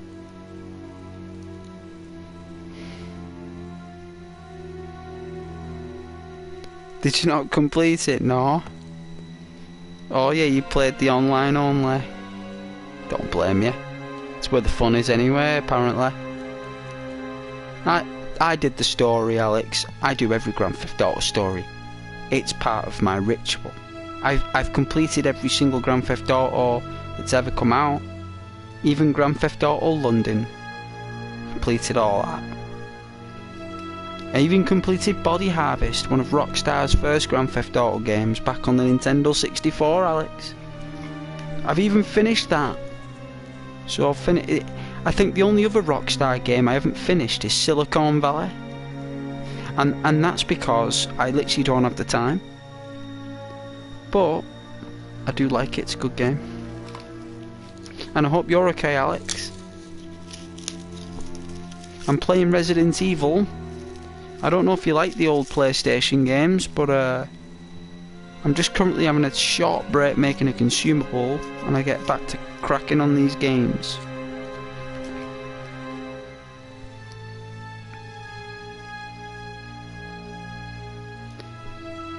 Well, you didn't miss much, Alex, with the ending of that game, because if there's one thing that Rockstar do very well, is that they make their endings very short and very straight to the point. They don't drag it out. The ending lasts very quickly. It lasts quicker than the beginning. So the end is over as quick as the beginning. It's the same amount of time, really. It's how they balance things out.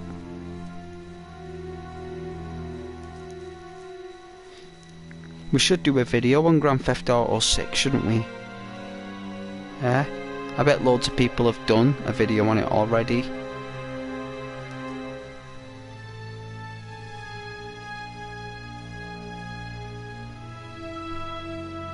You need facts. You need facts though.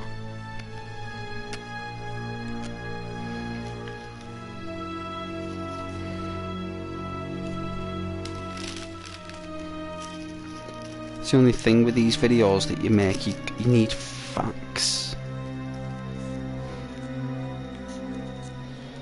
Well, it's never really an end, just them continuing living their life, yeah?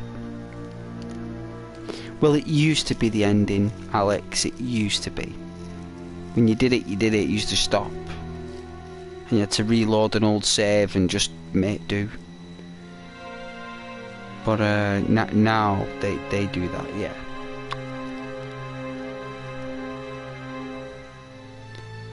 It's to give you that essence of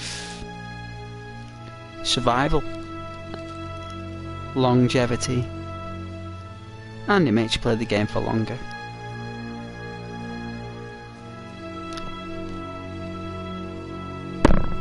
Oh. Forgive the noise on the mic there. I do knock the mic now and then. These mics.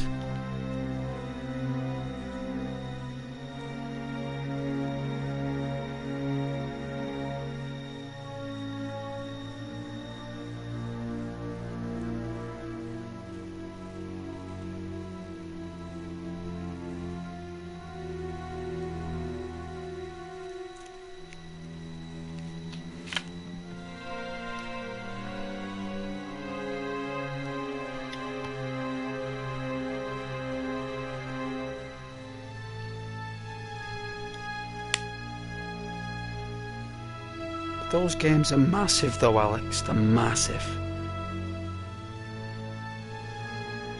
You would not believe what kind of monumental exercises go on to make those games. Like Grand Theft Auto 6, right, is going to be an absolute beast. Like, people will be falling in work sick for weeks playing that. You have no idea how big that franchise is. Nobody does. It's bigger than Hollywood, right? It's bigger than Hollywood, Alex. That gaming studio. It's bigger than Disneyland. I'm not messing. It's on the same wavelength as Disneyland.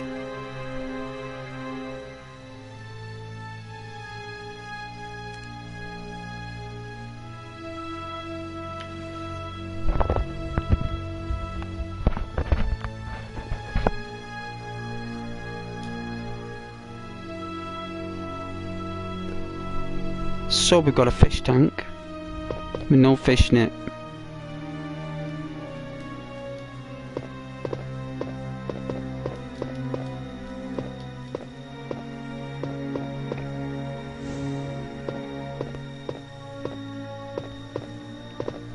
Got a bookcase.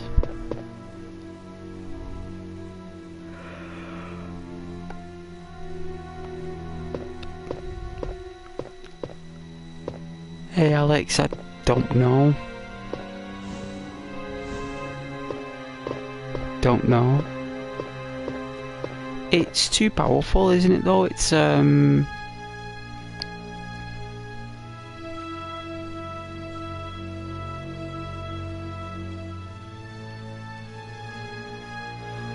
so, like, the way the movie business is, Alex, you need Hollywood to make a film. So,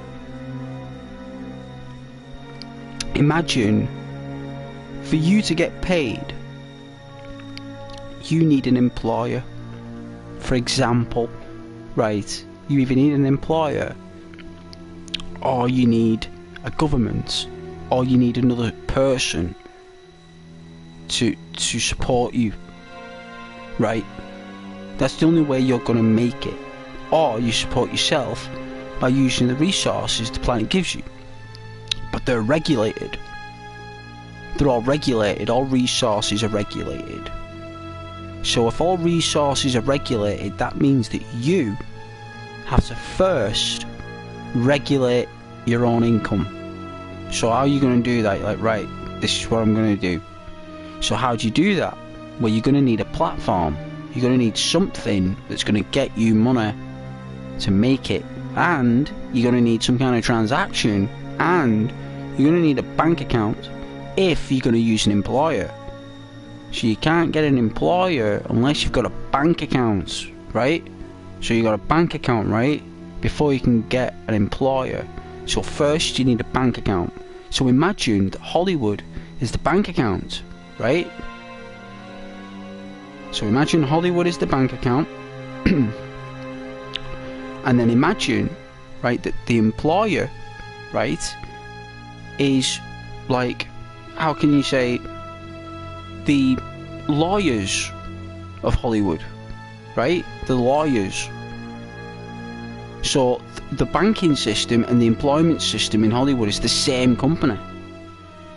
It's just two divisions in one place, Alex. So if anyone wants to make a film or make a product that's on TV, that's broadcasted via internet or the airwaves, you've got to go to Hollywood, which is the banking system. So you need a producer. Producers are all done by Hollywood. Even independent film is still regulated in some form. Unless you're in Britain, which you can do it with the British Broadcasting Communications. But even that is regulated to its own film. So you got to follow our regulations then. Our version of Hollywood, which is Shakespeare, isn't it? It's the London Arts. People from America come over to the UK to use our theatres and our props. We make the best props in the world and the best stages and all that stuff. You know, we make some of the best in the world. Maybe not the best. We have made the best. But we make some of the best studios. So the reason why they haven't gone yet is because they basically own like more than 60% of the market. So if they own more than 60% of the market, that means that everything that's going on right now, all the sales going on with all them films in the past that have been made, all the Marvel films, Alex, it's all Hollywood. Even Stan Lee was a big lover of Hollywood, wasn't he? Like the movies and stuff. You know, Stan Lee loved the movies and the cartoons, you know. That's why he always wanted his Marvel films made.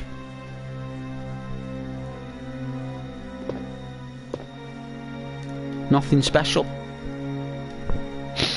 Nothing special, eh? Well, I would never have thought that would be said. Nothing special. Anyone even still watch all the... well, I'll tell you something, Alex, they were a big deal, those awards back in the day.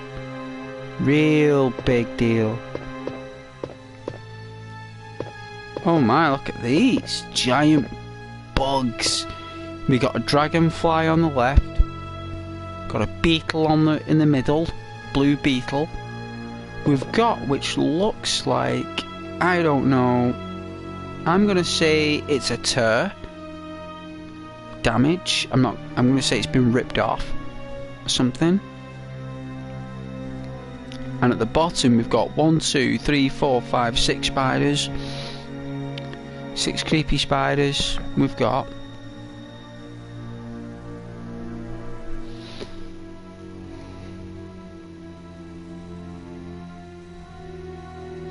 Oh yeah, you never watched him?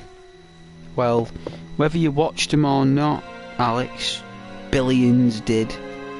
Billions. And those films prove that Hollywood, even Disney, everything, it's all part of the making. You know, it's an empire. There's something at the back of the shelf. Ooh. So it looks like this was... It's a study. It's an ASMR study. He's got his books, he's got an aquarium, a desk with his bugs. He's got like a little cupboard, he's got his jacket hanging here. What's he got on his coat? He's got an ink ribbon, so he does a lot of typing. Even though there's no typewriter here, so he was on his way. He was either on his way to the typewriter, or he was on his way from the typewriter, because I don't see a typewriter here. So he's not here using the typewriter. Let's check the other room.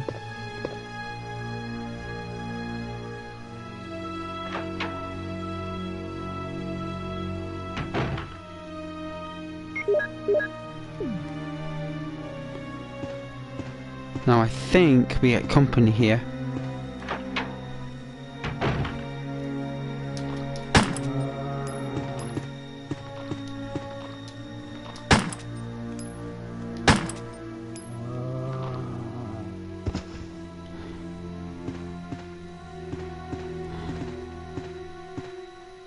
He'll get up. Hopefully we'll blast his head off. Nah. Just took his chest out.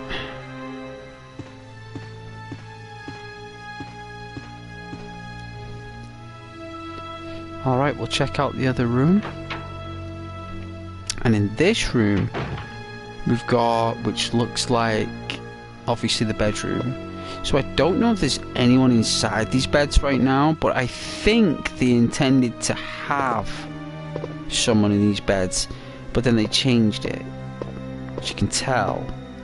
So we found the lighter, we know where that is.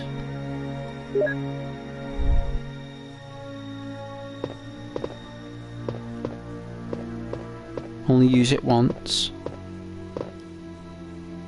Separate beds. So Umbrella didn't like any, let's just say, romantic interactions. Like I said, I always a fond believer that Capcom were going to have like a rest feature. But removed it. We got a red herb up here, so we know that this is a bedroom. Oh dear.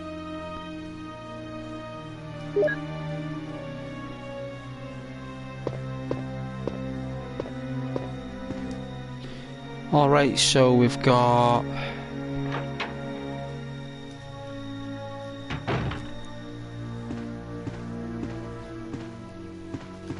Another floor to do.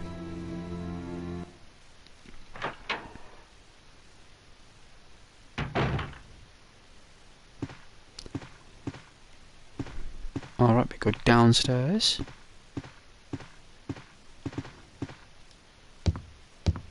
Clunk, clunk.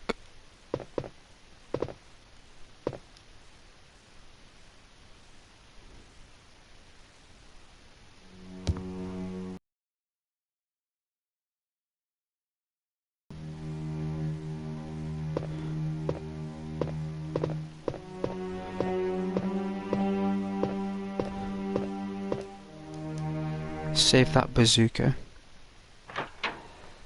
Let's put some stuff away.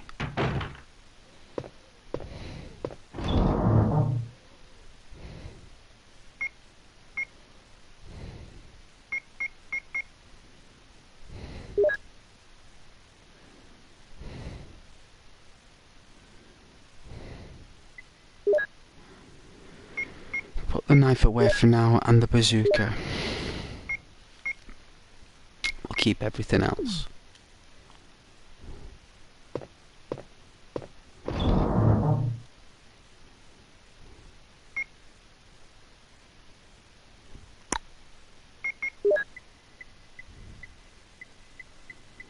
In fact, should we go upstairs, get the other things, the two other things, the herb and the thing behind the shelf, come back down and put it back in? I think we should.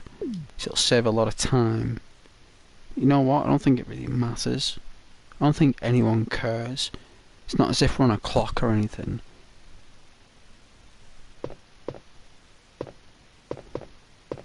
It's not as if I care about the clock or if we don't do it in time.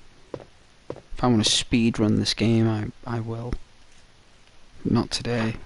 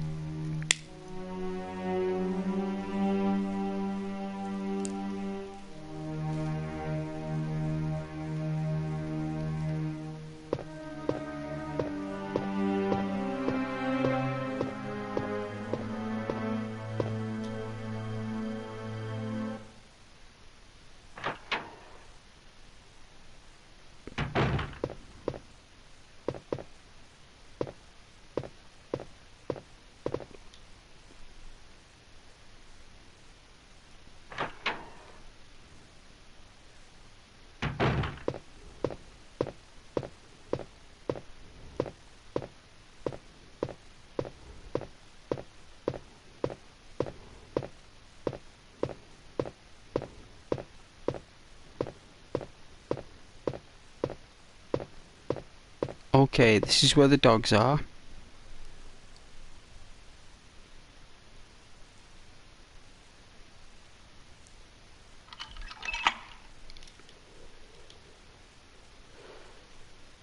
Check out this awesome room.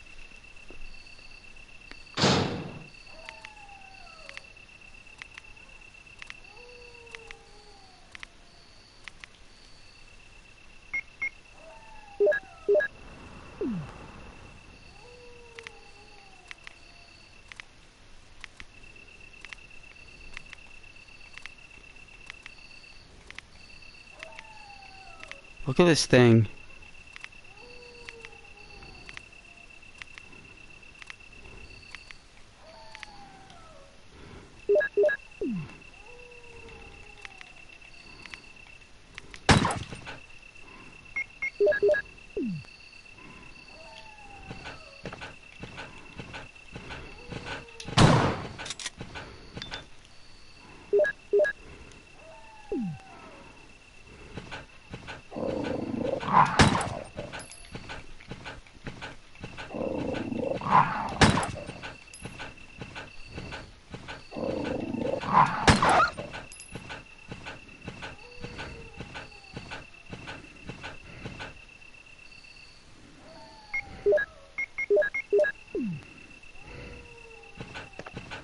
There's 3 dogs here.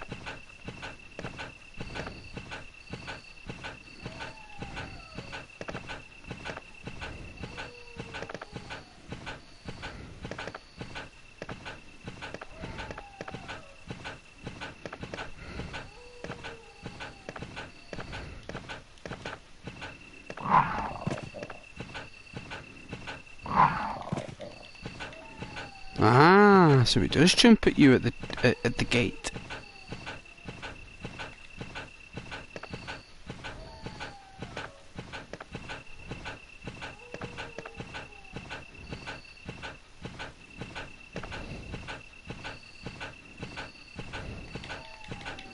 Got no lock on that.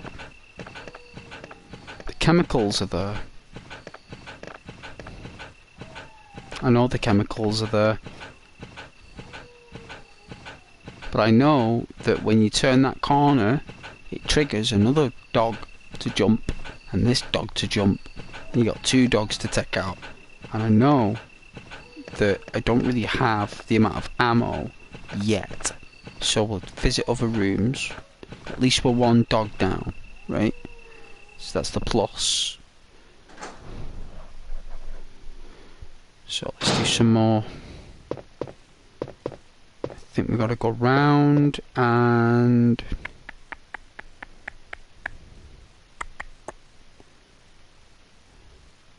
yeah, we gotta do the other rooms. On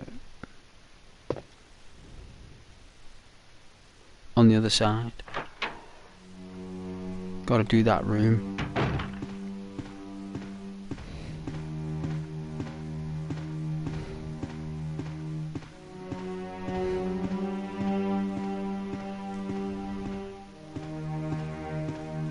Then we got to pick up the emblem.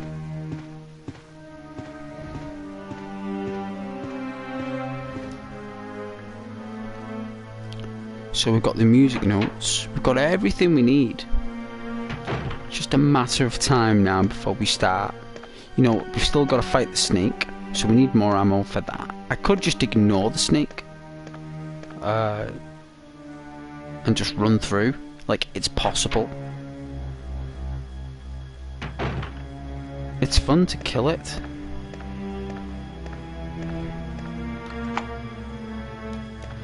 There we go. Alright, so this would be the... Oh dear.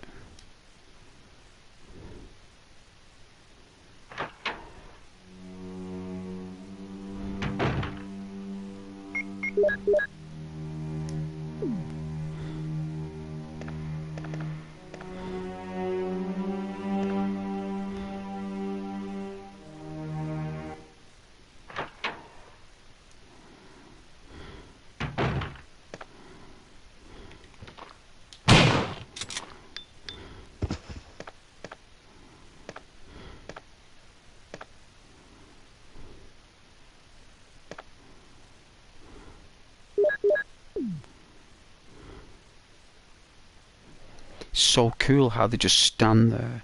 Sometimes they just mooch about, like they just murmur about, they don't even...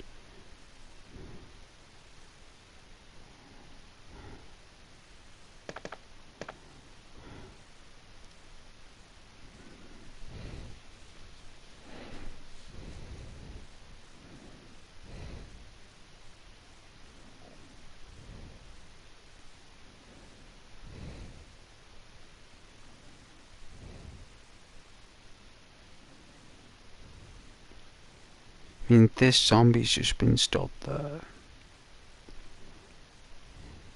I mean, these are slightly different, these ones. There's the darker ones with, like, darker brown shirts with, like, a pair of jeans. I don't think they wear any shoes.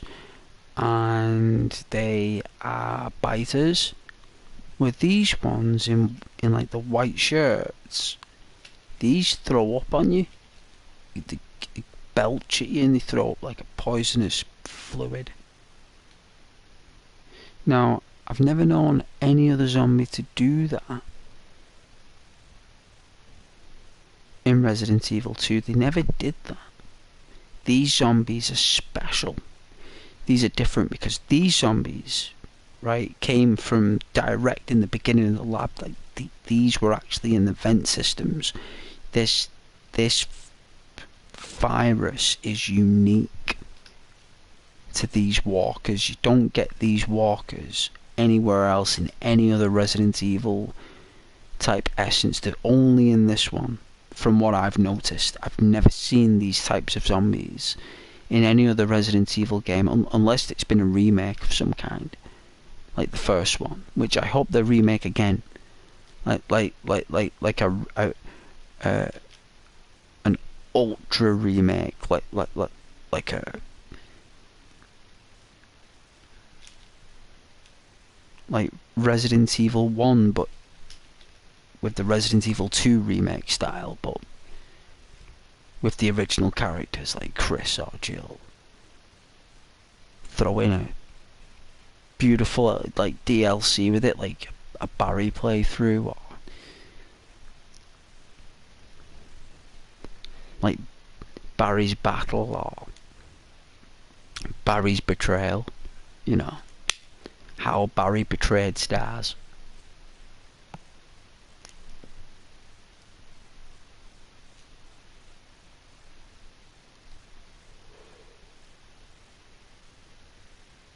This looks like a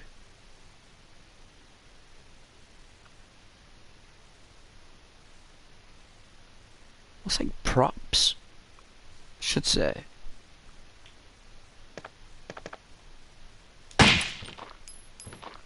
Pop.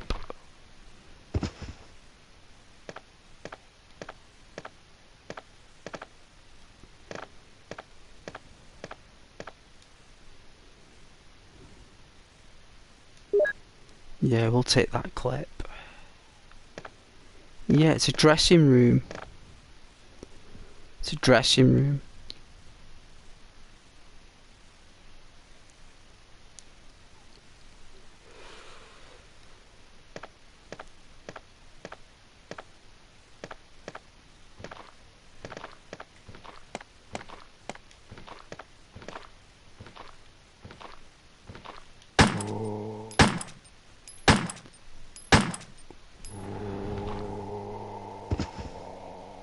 Still alive.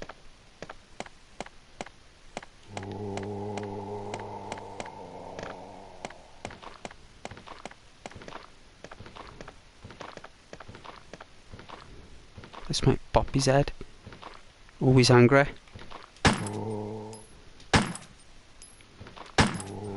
No, I didn't. Alright, so we got a dressing room.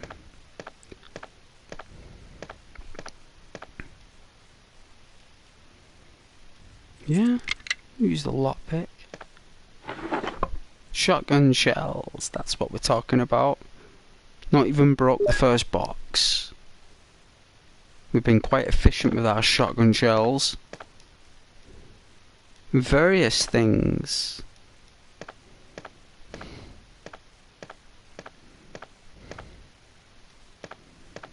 Yeah, it's a dressing room.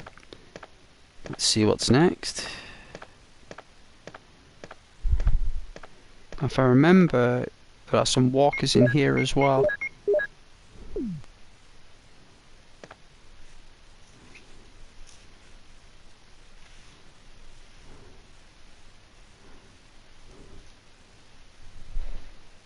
Alright, let's check it out.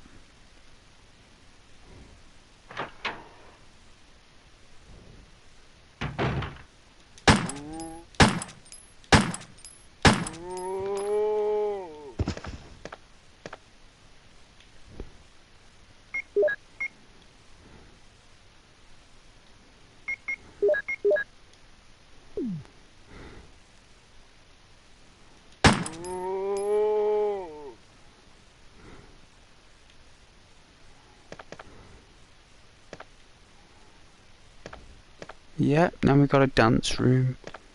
So this is where they did dancing. So it looks like they did a lot of stuff in this room. There's nothing major going on. But it's nice that Sony were able to show off the mirror physics to the world back in the 90s. An ink ribbon. Not just yet, but at least we know what one is. Ah, they'll let us access the wardrobe room. Let's have a look. So they did. We've got the original, I think this is Chris's outfit.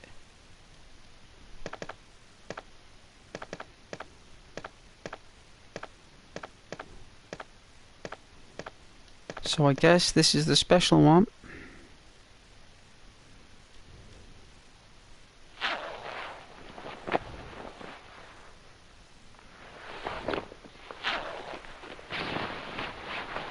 Those were the sound effects as well in the original.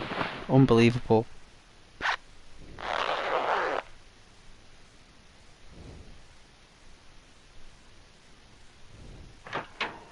Use tech cages to load as well. Cool, right? Yeah, now Jill looks really chilled out. Look at that. Look at that booty. He's right, Jill. You rock it. Alright then. I mean, I suppose... Where's the nearest storage?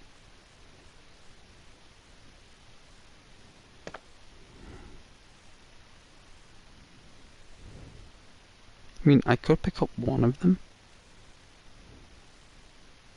I'll pick up one of them.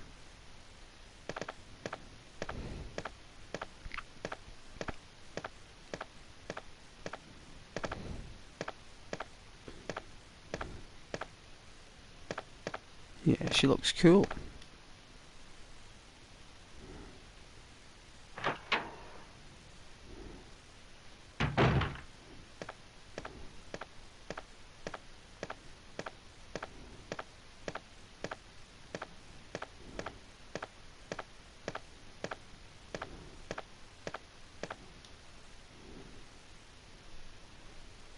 Alright, so we know that it's a dressing dance studio part of the mansion.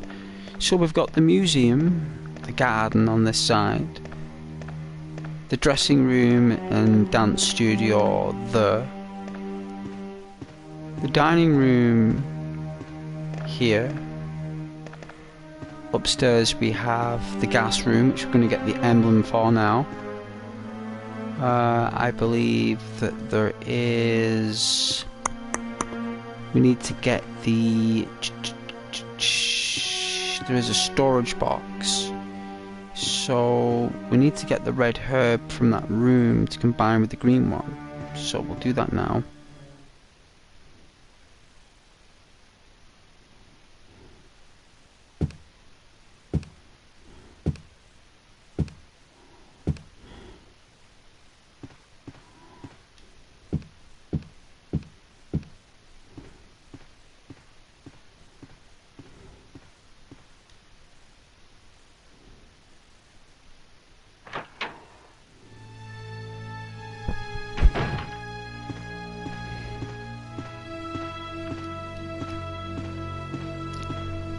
Richard will save for last.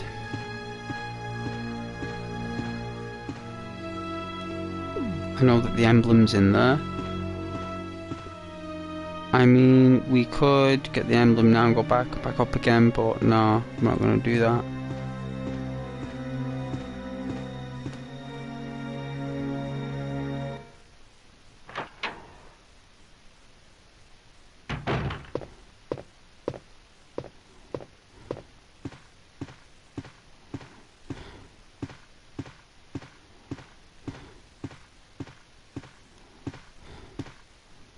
Let's get the red herb.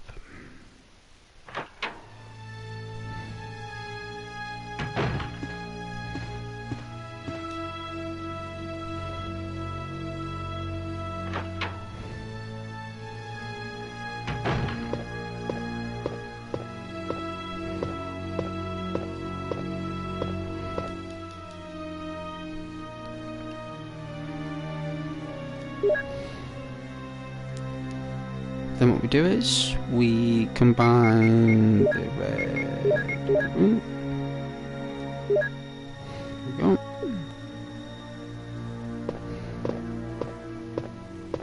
I know the light is here, so I might have to do another trip.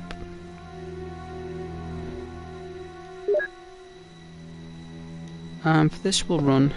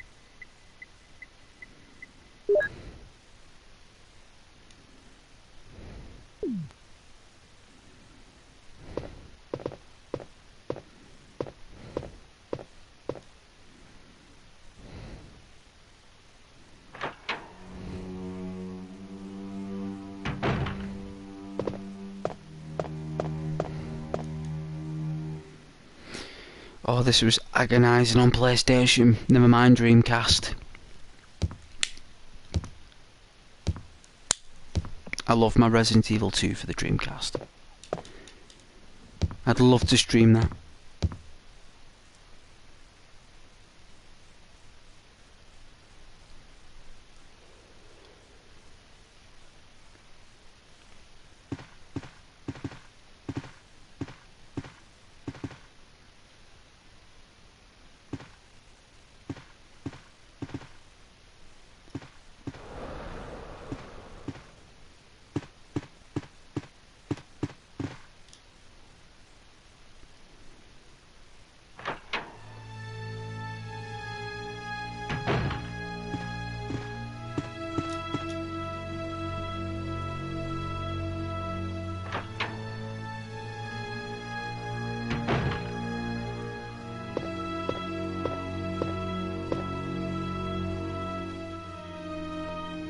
It seems someone has searched here already. It appears to be a switch. Will you push it? Yes. The lights come on. Intriguing, Jill Valentine thinks. Intriguing. I shall ponder that mechanism change.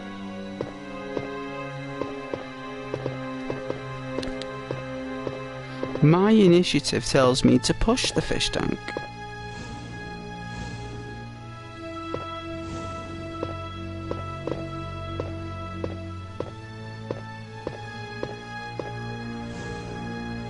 And the bookcase. Ah, unveiled is the cupboard. Oh, a fragment.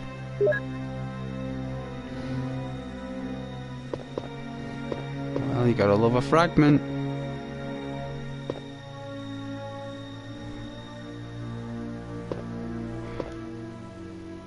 We don't need an ink ribbon.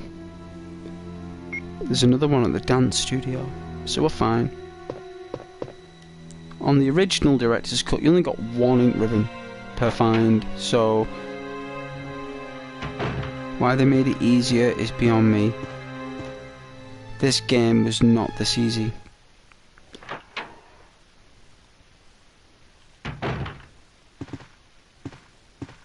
So we got the lighter. Oh, it's in the thing.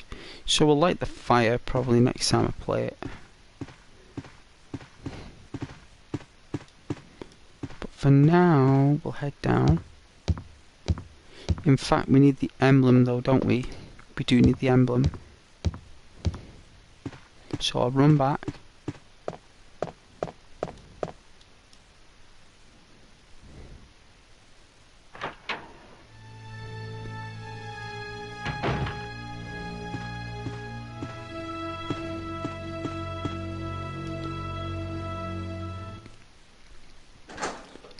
See, these games got you thinking.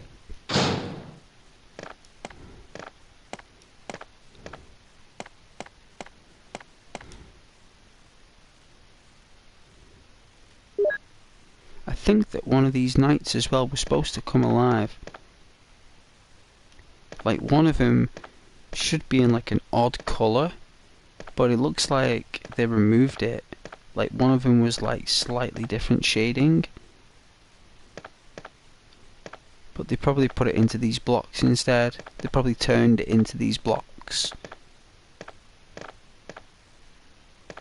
So it was probably so that these blocks are probably the creature that was supposed to come alive. The knight. That would have been cool back in the day, that.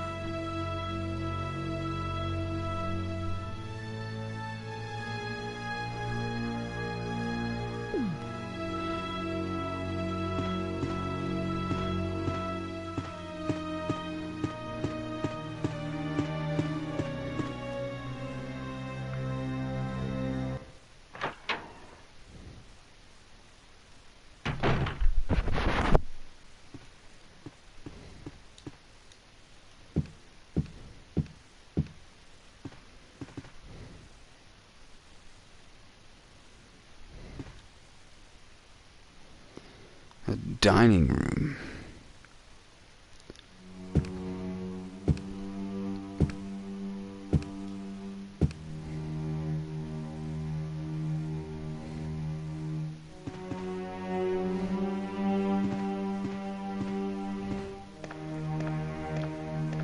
The famous dining room.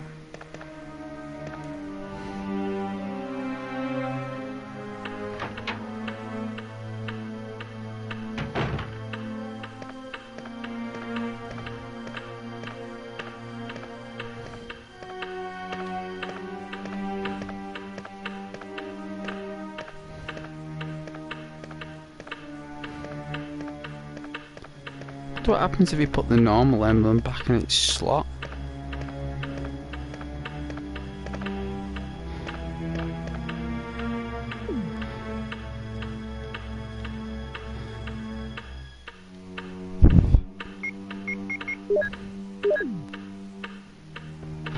We can put it in.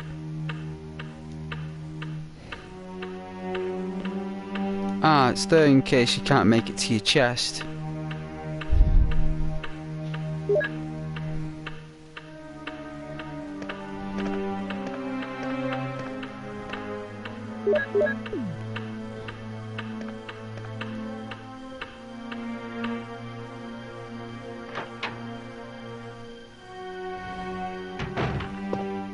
Alright, coming up to a lovely part of the mansion.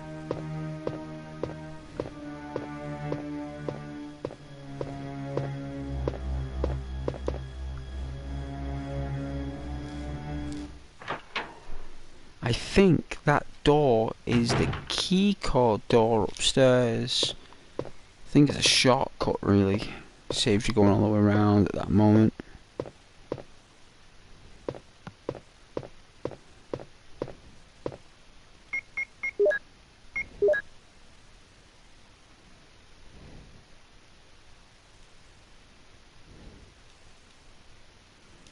I think you can open it in the original, you know.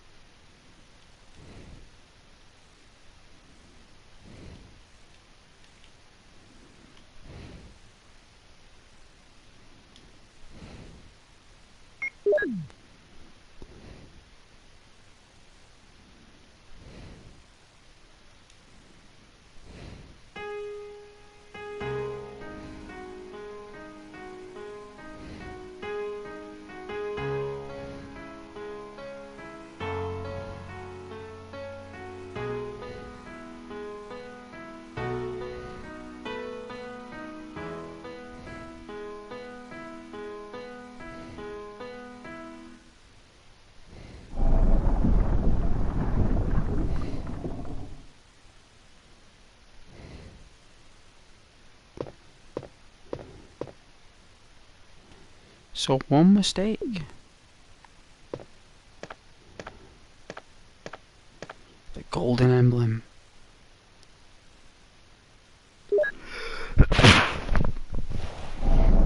Bless me. That sound. Look at this room. No one can see you. Hear you from the other side. Like, you know, if you upset someone, like, just lock you in here. It's like a prison, isn't it?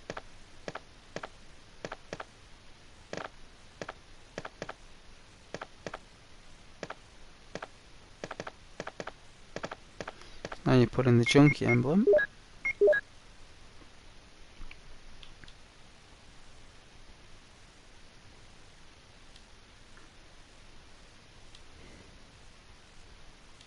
A scratch. Well, I don't see a scratch. Does it mean on the sides? Where the mud, sorry, not the mud, the wood, like, wooves and weaves because of the engine. Wow. I don't see a scratch.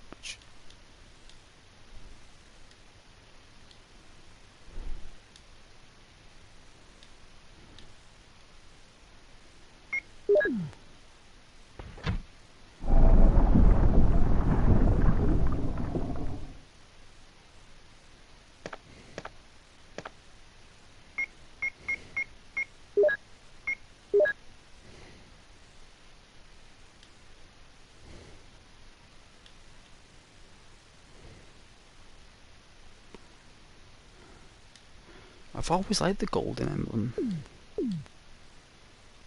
I have. I've always been very fond of it.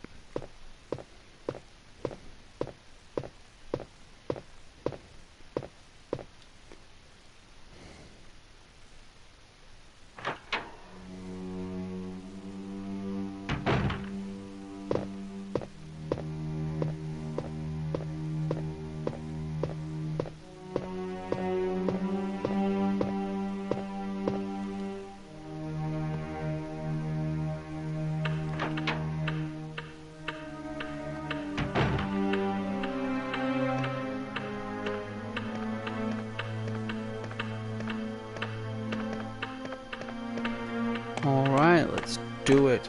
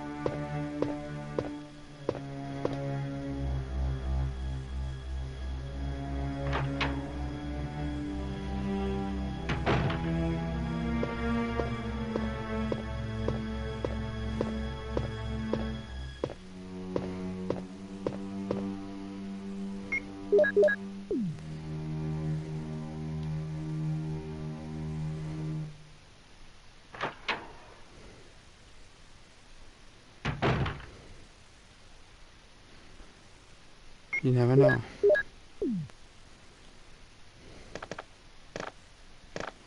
Look at this room. What is the point? Is it like a shrine? It's a shrine. This is where they go to worship. I wonder what the deity is. What is the deity of the tiger? Huh? Which religions follow the tiger? You know, is it like a museum prop designed to bring in viewers? Like it's got like a little inscription at the bottom there.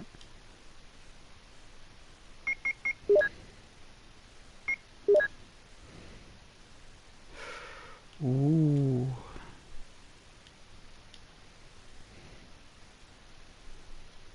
There are just some things in this world you gotta let go. Look at that spirograph in the middle there, look at it.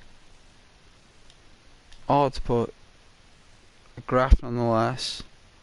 They've had to put in every fragment of light there. That's pretty good how they've done that. Well done, Capcom.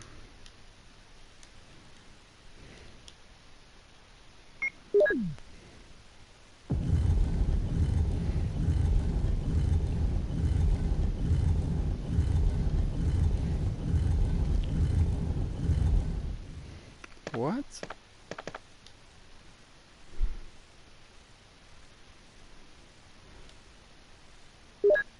Okay. I don't know what key that is. It could be a small key. Might not mean anything.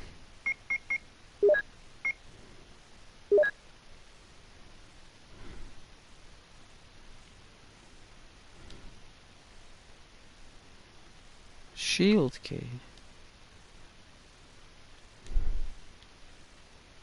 I wonder which rooms need a shield.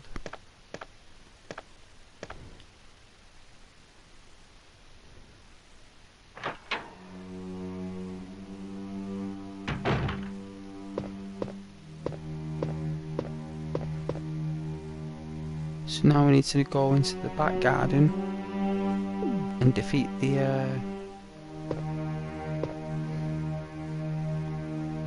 and get the chemicals.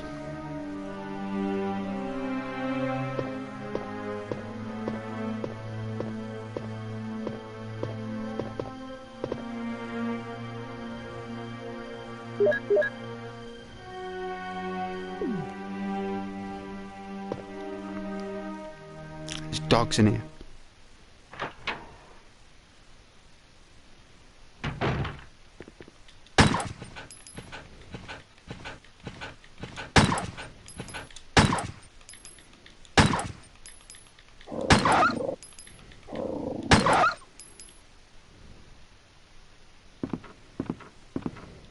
Didn't want to do that.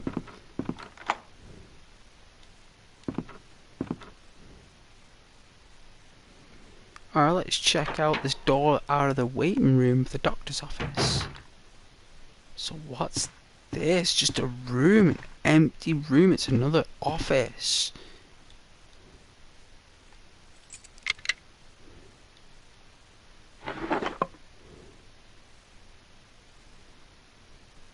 Wow, more shotgun shells.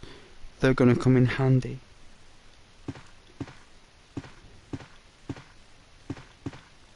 Just another barren office.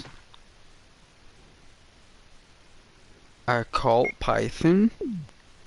What?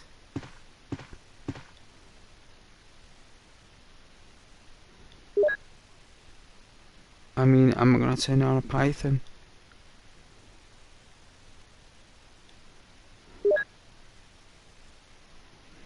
We'll put that in the box.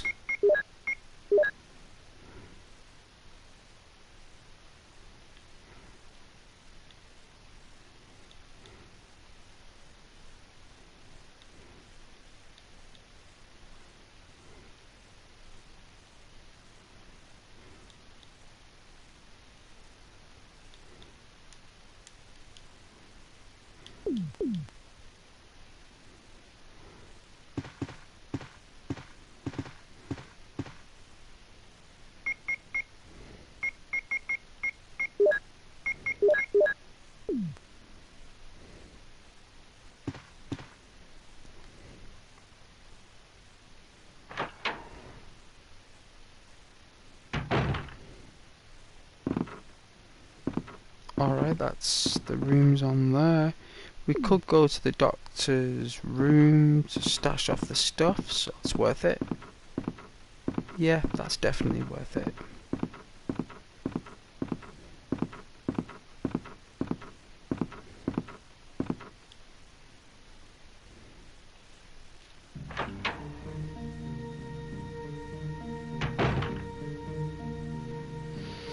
This music's nice.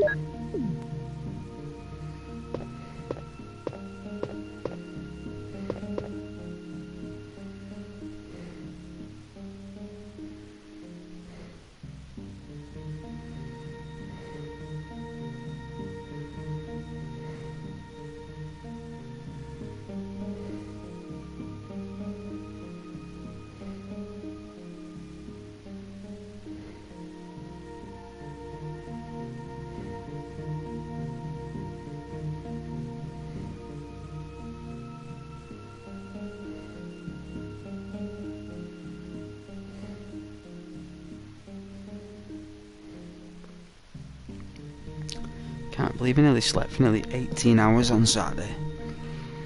18 hours sleep.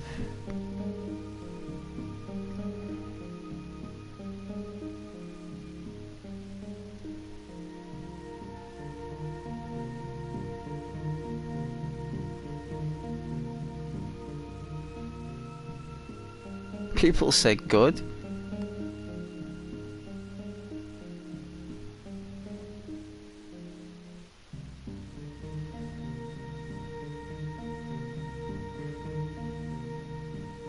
People said good.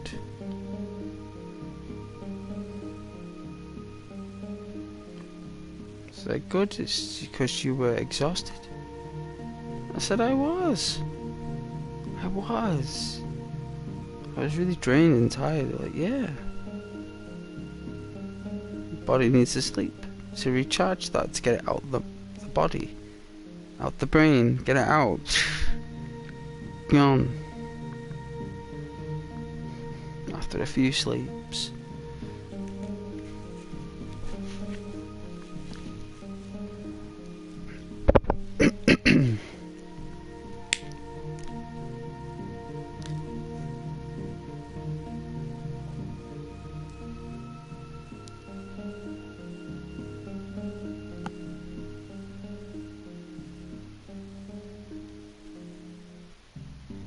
Thanks for watching though.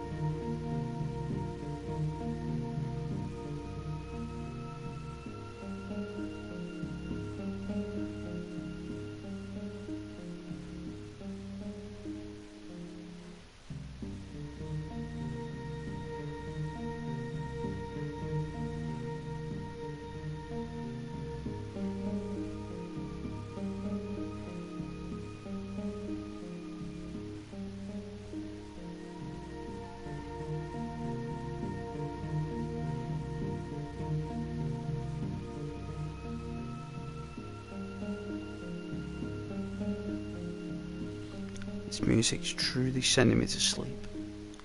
It's like No Man's Sky. It's like send you to sleep.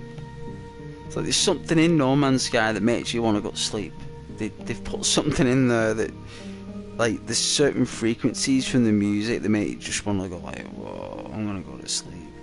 I remember playing with my friend like over a year ago, and we were both playing, and then the next thing is, I remember waking up and he's like, Ghost, are you there? I was like, yeah.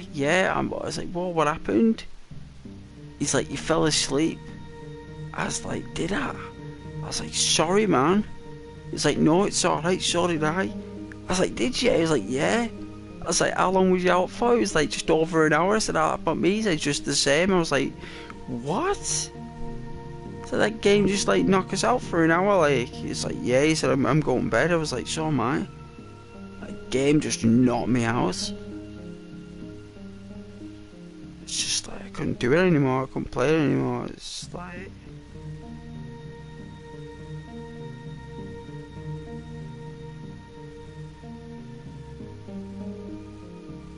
needed some kind of break.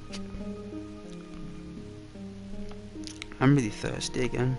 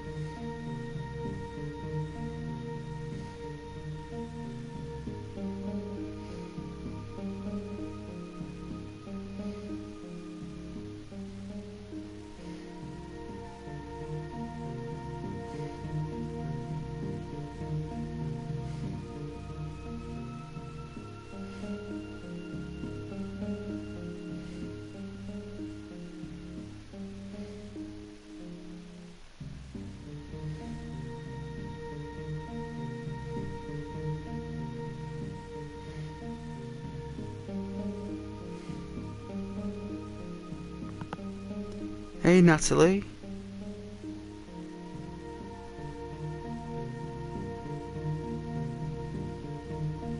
Wow. That is oh, that kind of literature is not, let's just say, it's not exactly appropriate for the nature of the channel.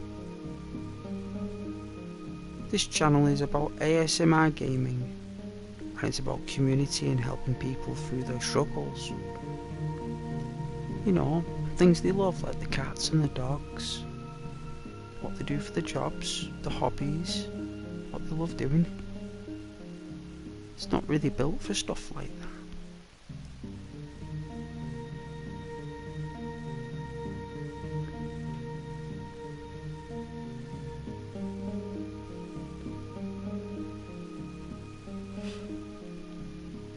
Well, I understand that the online, like, ozone layer can have that type of chat audience. It does exist, I know that. But that's not what this channel's about. It's just chilled out. No one really watches that much. I have up to about 7, 8 people, but they're lovely, amazing people. But it's not like, it's just a small tiny channel.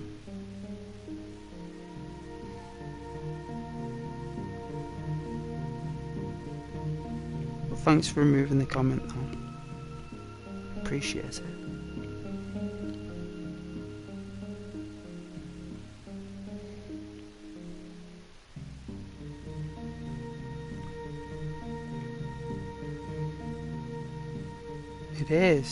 It is very small. Lovely. You know, when everyone's here, it happens from time to time. It's quiet through the week. The channel has its dips and has its spikes and has its momentum, but I keep streaming nonetheless. I do love my Resident Evil. I've gone through a lot of rooms tonight and explained what I think the rooms were used for and what happened in there. So I've had a lot of fun, regardless of whether lots of people have watched. I still love doing it. So the fact that I love doing it, and I wanted to do it, and I want to continue doing it, and that's what I'm gonna do, you know, because that's what I love doing. Walking around, chilling.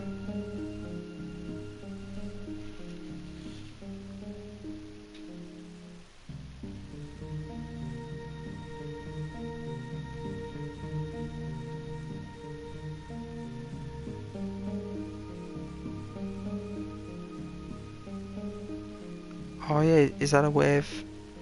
Is that a wave hello, or a wave like, you know, or I don't know what these emojis mean. I struggle now. I've never known what they mean.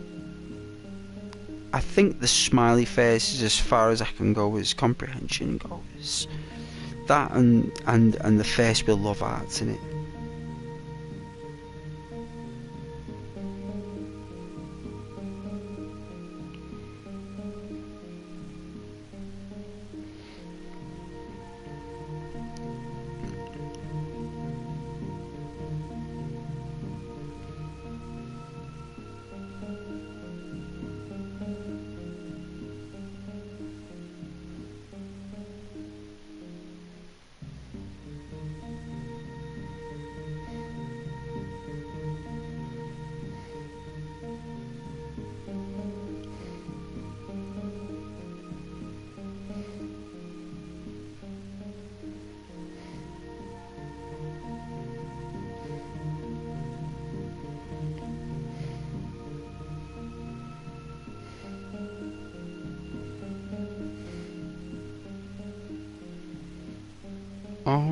Oh yeah.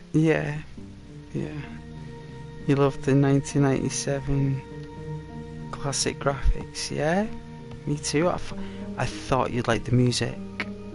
And Jill Valentine resting, thinking, 'cause she would be. She'd be petrified to go out there. I'd be wrapping myself up in that bed right now.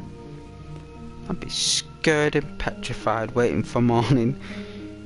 I'd be like, I'm not going out there with them dogs and them zombies. You kidding, right? Just staying in this bed right here in this medicine room. If anything happens, I got all the medicine I need. I got a chest, water, food. Like, chill. But no, we gotta persevere. Gotta persevere. All the way through the night. Maybe not tonight, as in the night, but maybe another night I'll get through the night. You know? But I'm glad that you love the 90s graphics.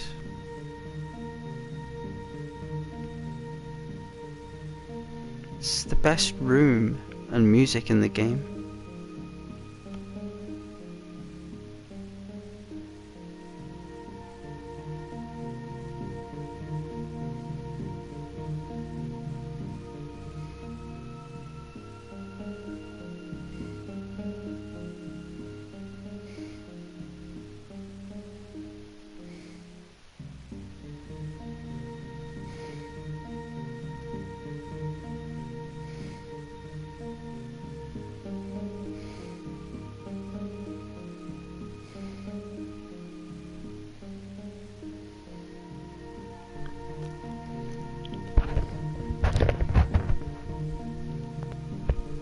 Oh yeah, the music is relaxing. That's good. I'm glad that you're relaxed.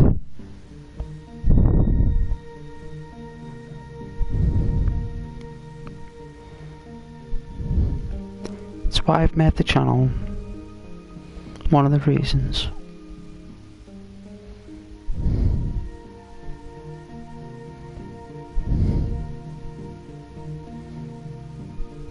So is your voice. Oh yeah.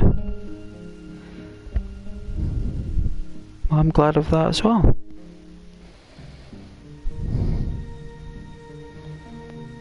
It's a voice of solace.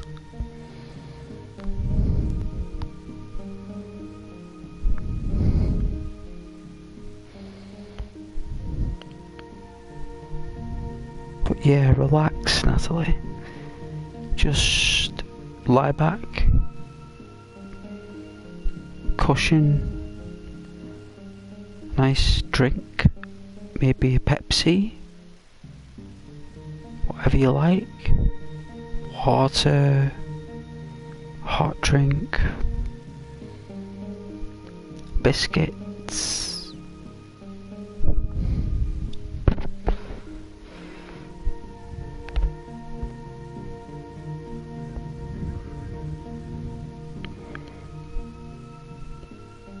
And think of the most important people in your life, like the ones, like if there was an event and you were told, go to your loved ones. Yeah? Like when you get given that message.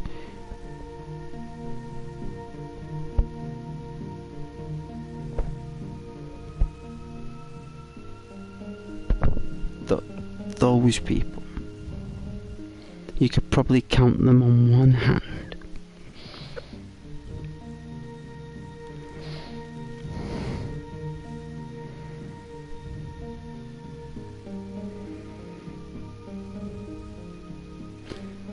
I'd love to know what that symbol is. Oh, it's sleep signs.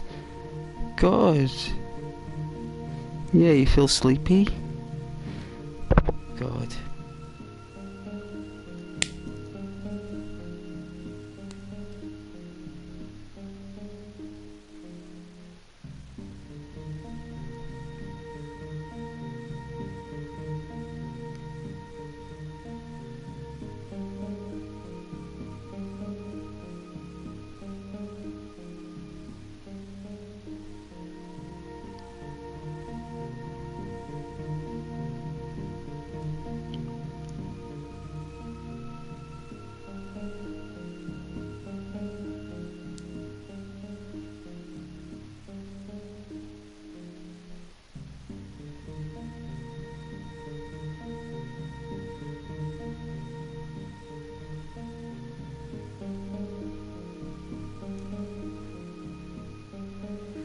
You know, I remember years ago, like, you know how time and space is perception based.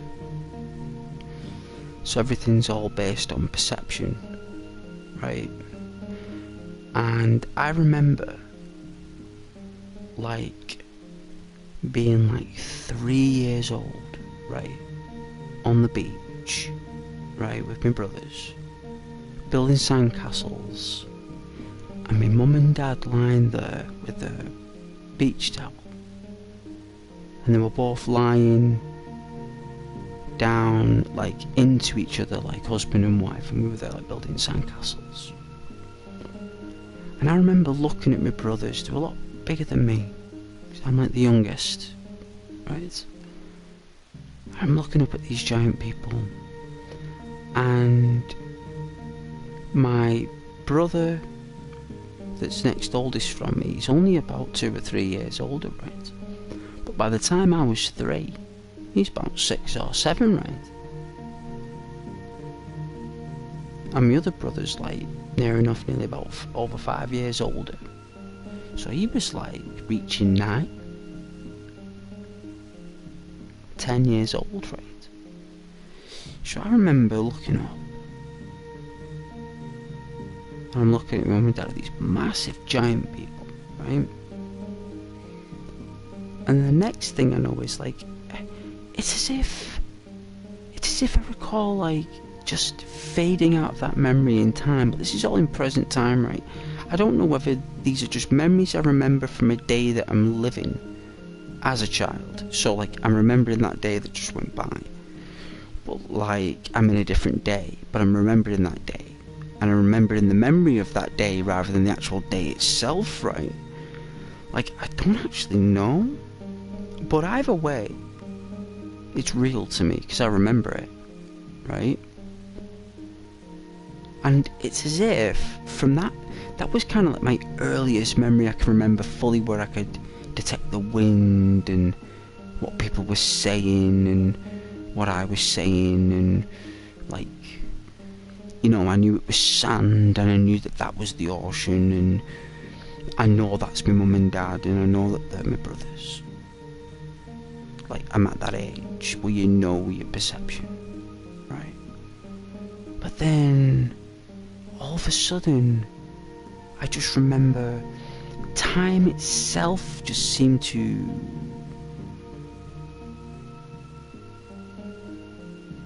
morph, right?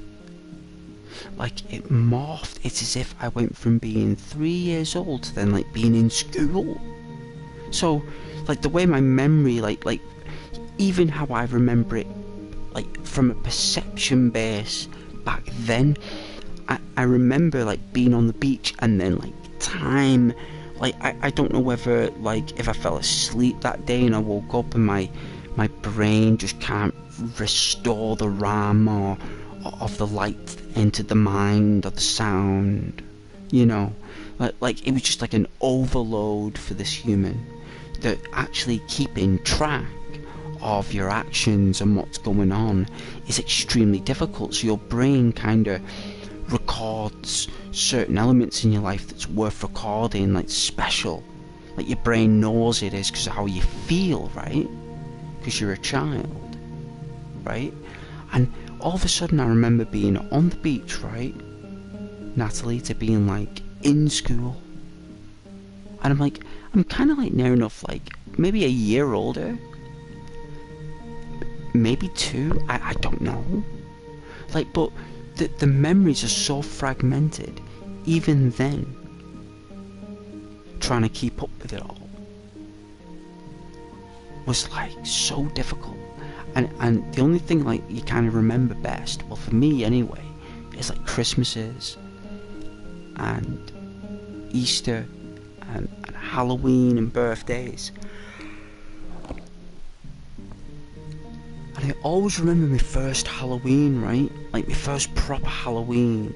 And it was, like, I was a child. I must have been, like, maybe, like, I don't know, like, 5 maybe, 4, I don't know, like, who knows, right? like I remember like it's Halloween, like just my brothers again and my mum and dad. Like I seem to have these memories of those moments. It must be something I really treasured, even as a child. Like remembering those moments.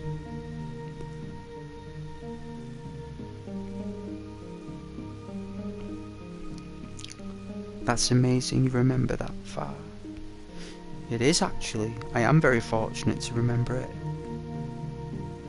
I don't remember my first Halloween, to be honest. I do.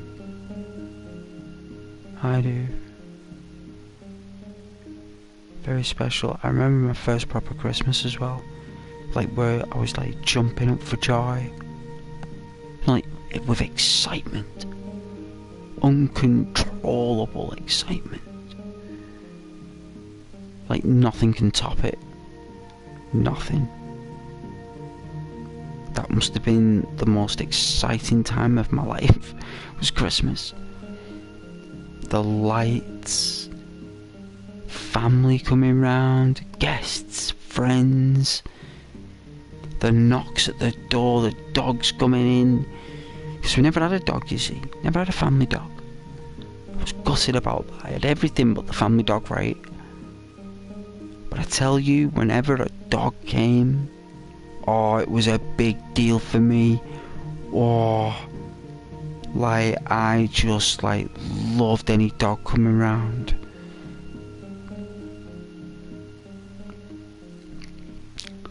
Natalie says, I do remember every Christmas.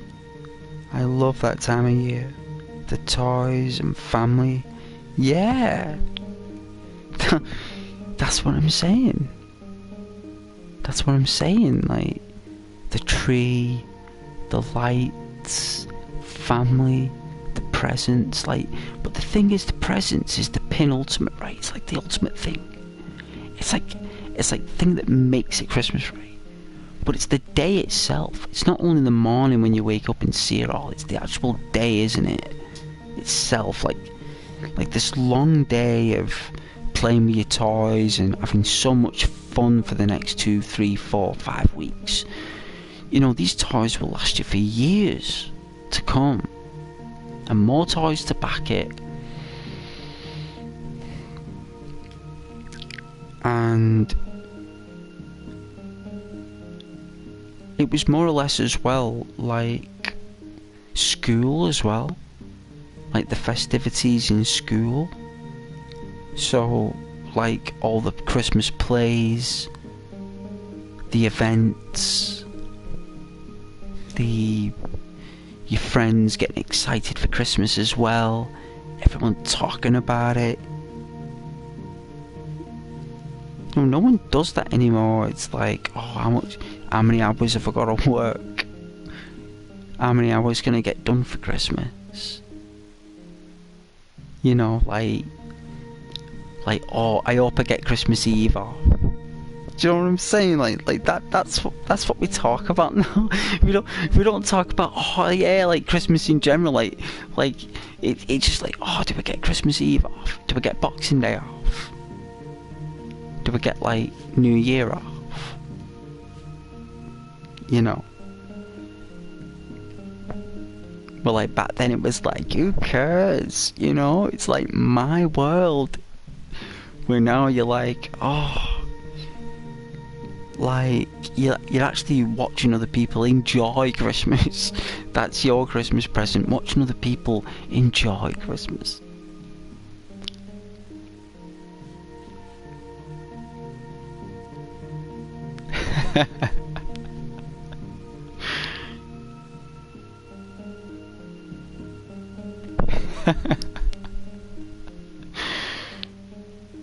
Oh, you know I can't do that. You know I can't do that. It's sweet though of you to ask. Thank you very much. The mystery itself is beautiful, right?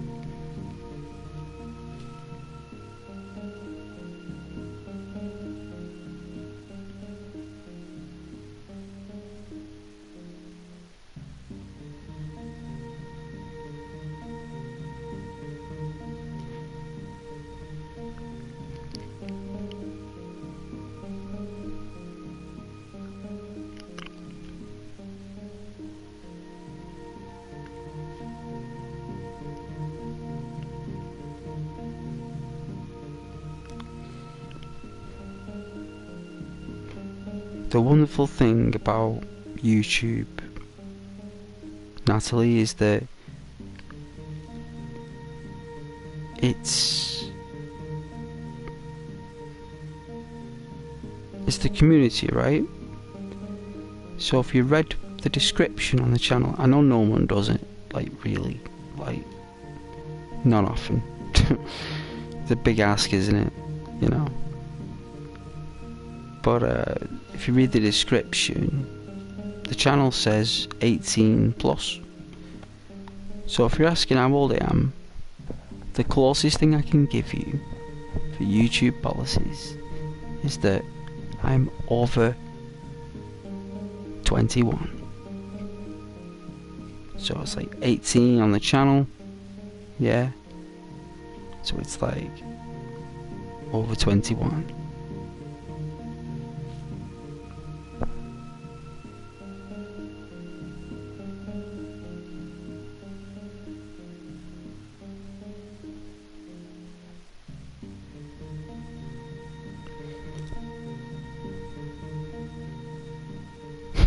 Thought so. Oh yeah. Connoisseur of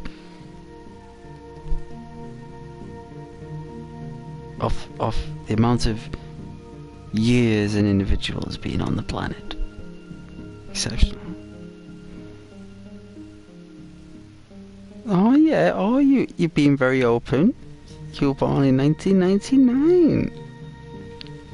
Well, this game was made in 1996, released in the United Kingdom in 1997. Well, 1996 actually. December, I think. Like December, like the 28th or something.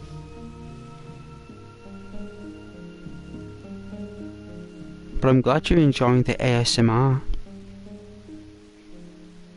with the music. If you want a different save room, let me know. I can try another save room for you.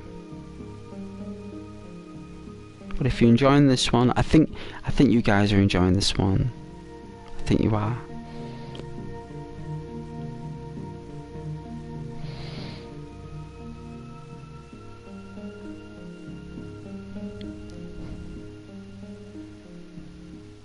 Who needs Wikipedia? Oh, believe me, that is one of the best websites in the entire universe.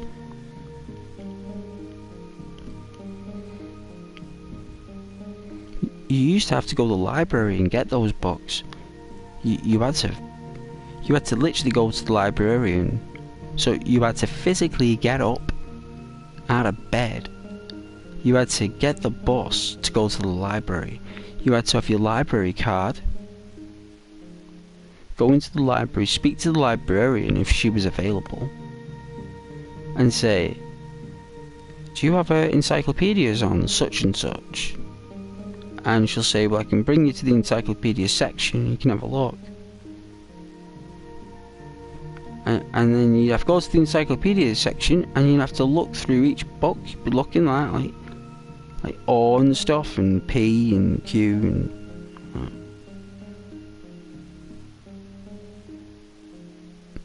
oh yeah, fax machines. Fax.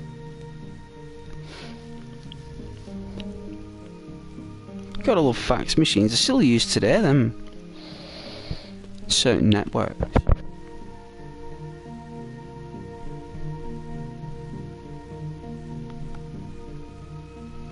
I think it uses a VoIP network.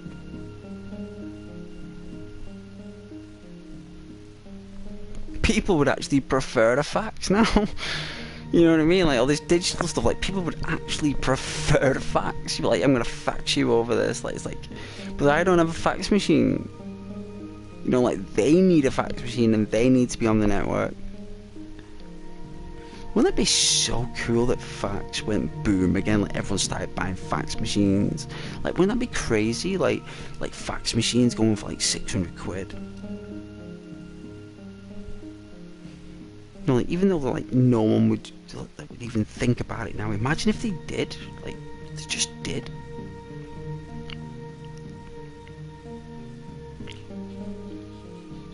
we have like an outage.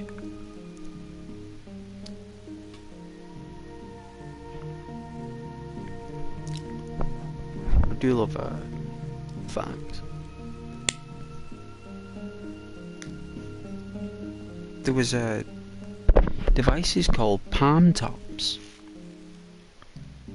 Let's call them palm tops.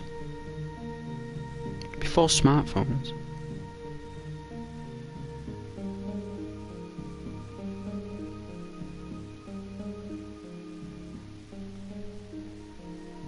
And it was like a PDA now. You know, like them devices they use in supermarkets to calculate stock and stuff. Barcodes and everything. Scanners and stuff like that. That's what it was.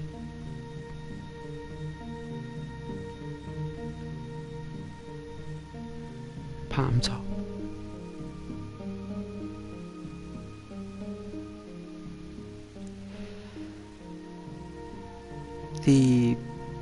The BlackBerry replaced the palm top. So it was kind of like the BlackBerry introduced a screen that had a browser on it, right?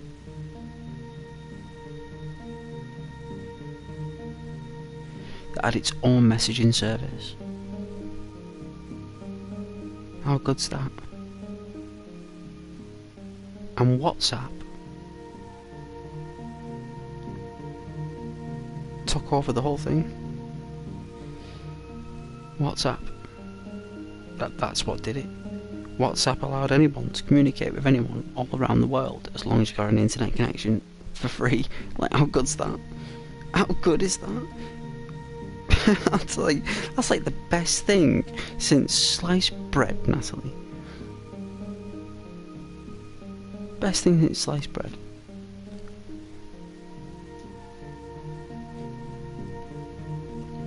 Going off topic a minute though, I was watching Dragon Ball Z, right, on Saturday before I fell asleep because I was exhausted, but I enjoyed whatever part I was awake for it, and it was called, I think, Super Android 18. And I think I've heard of this Dragon Ball Z film, and you know what? It was made way back in the early 90s. I was like, are you kidding me? Like, the detail on these cartoon films back then, the better than people doing it now. Like, it's extraordinary, Natalie, how good these cartoon films were back then.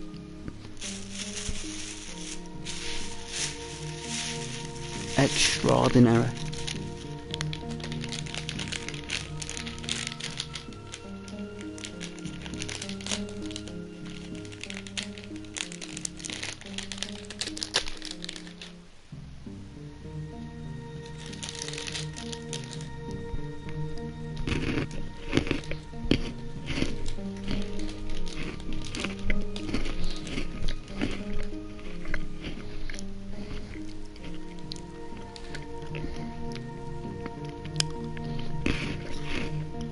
Gonna go to bed soon though.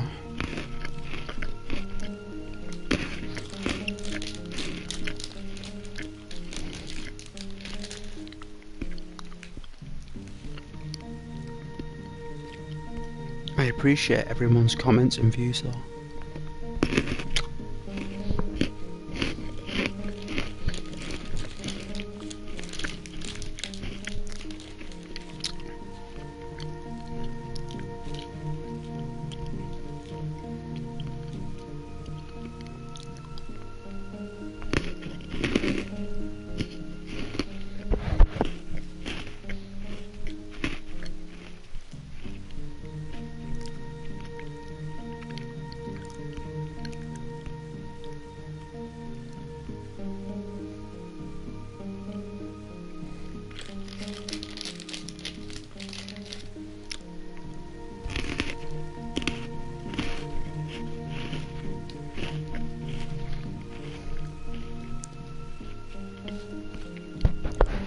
yeah.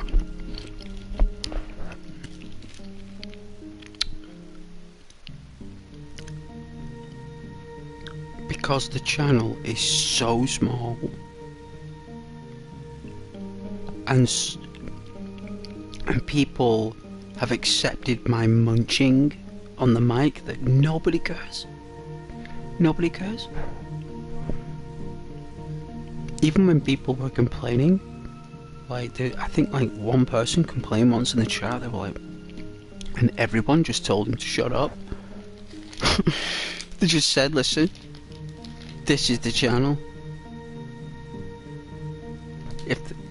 If the YouTuber wants to eat, they can. He's been streaming for like 6 hours.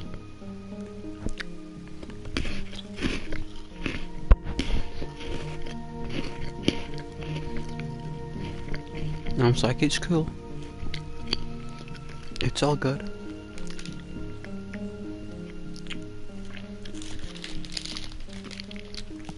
I was like, you know.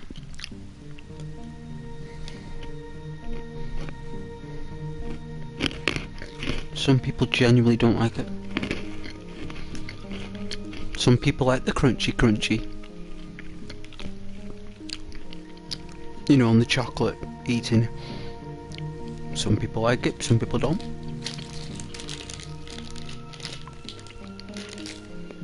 Some people are squeamish.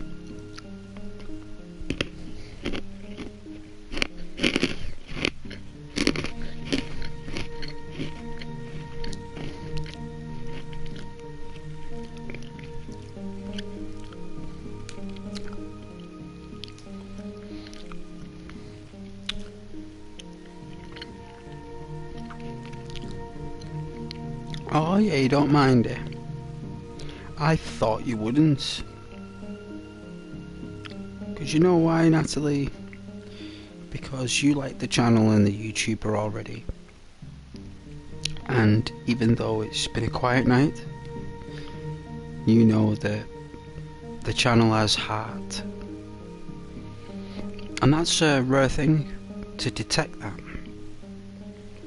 And it does have a lot of heart, it does. It's a lovely space.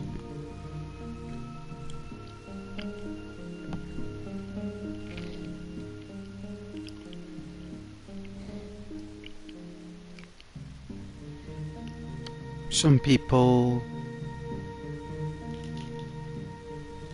join regularly.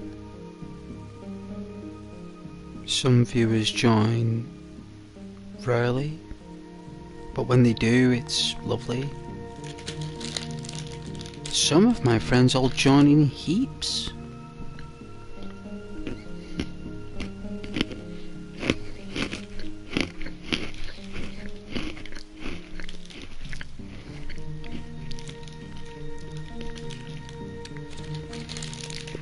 I've had spikes in the channel.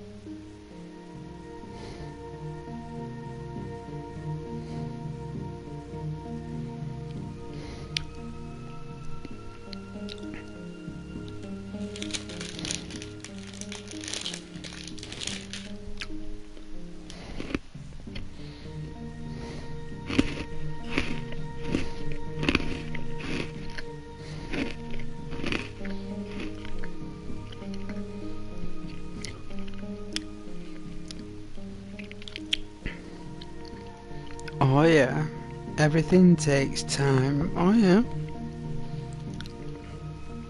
Sound like a true lady there, Natalie. True lady when they say that. I mean, when a lady says that, I mean that's next level.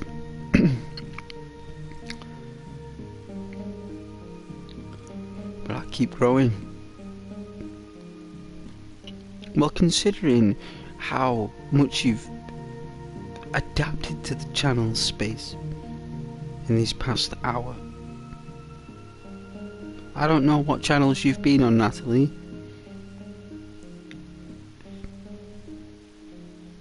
Is that what you've normally had to say? To get, like, someone to say something?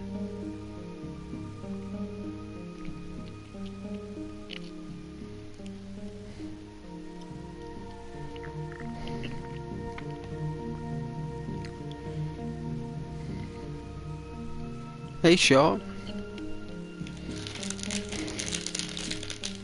Yo.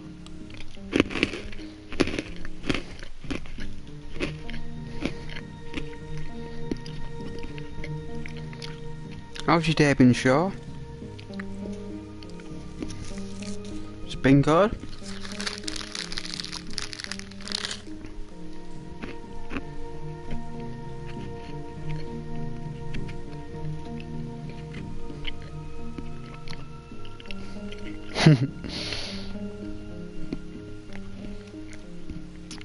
Well, sure. I'll keep the mystery for you. I'll tell you when... I'm thinking of playing it again tomorrow. When we do every room, I did... on the stream tonight, I've just done this end room tonight because it's lovely music. And people have been enjoying it. So when it's Jill Valentine in a new outfit.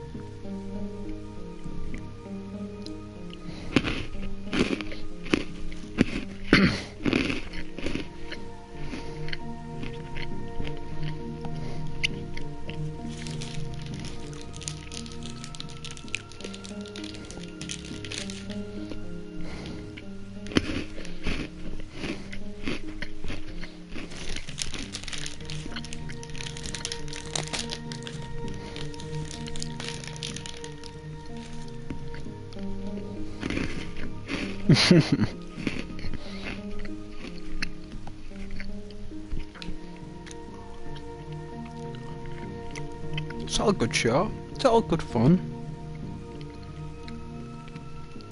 It's all good fun. I'm really thirsty, Shaw. I could drink an entire well.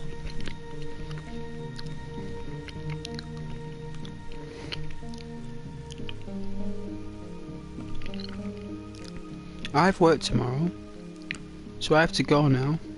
Good night, everyone. Good night, Natalie. There'll be a lot of people watching on PlayStation as well that you won't see them in the view, but they'll see you.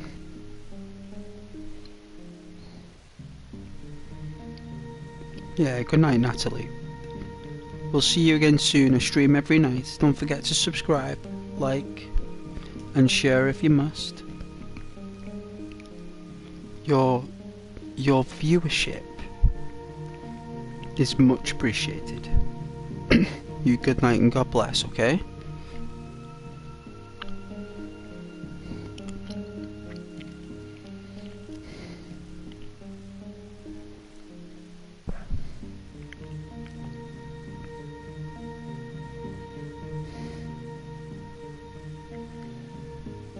You could just go to sleep, but just leave the sound on. You like chill.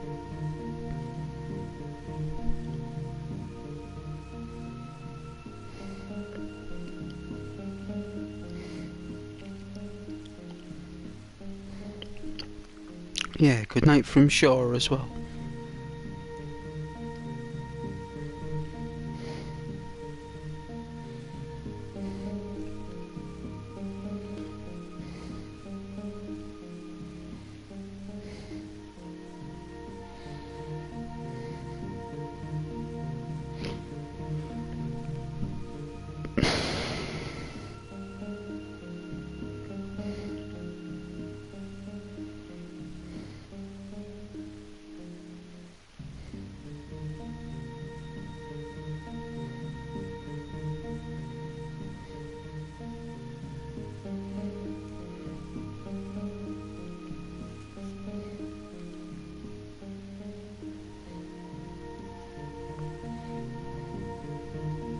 How you doing today, Shaw?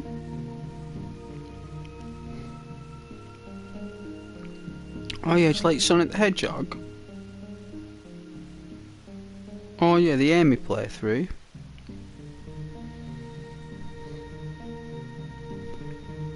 Oh yeah, some real life stuff.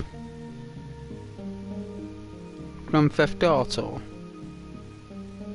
Yeah, you can't beat Grand Theft Auto, can you?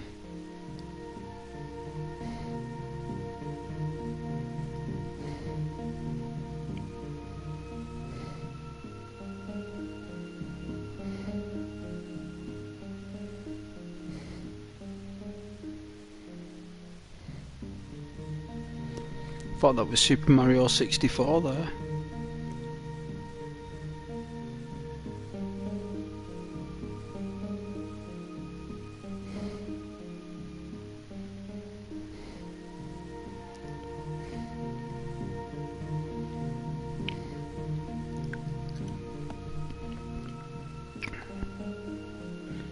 Oh yeah, God of War. Is that what you're playing right now?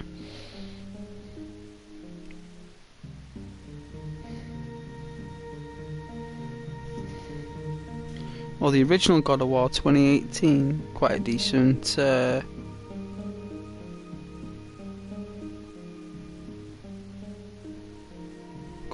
game.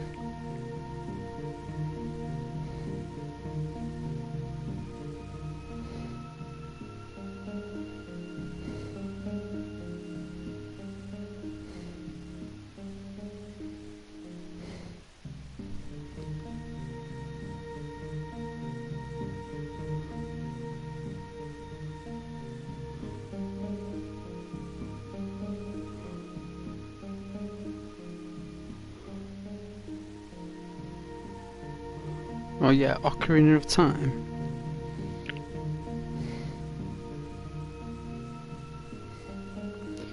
Hey Natalie, I will leave this on in the background as you sleep. That's okay, Natalie.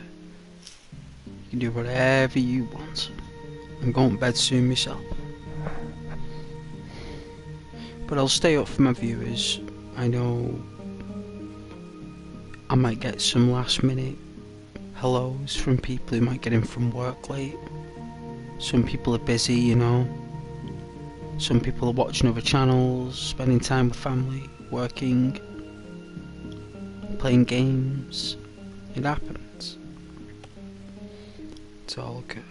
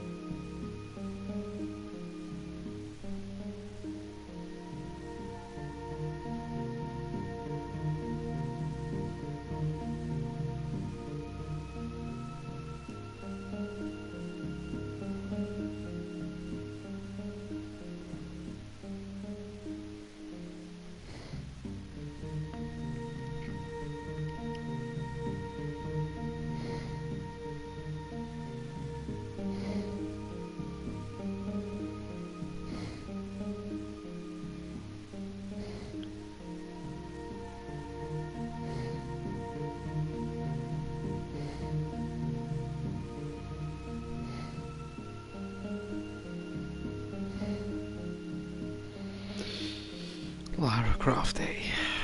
Never gets old. Never gets old, that franchise. Never does, never will.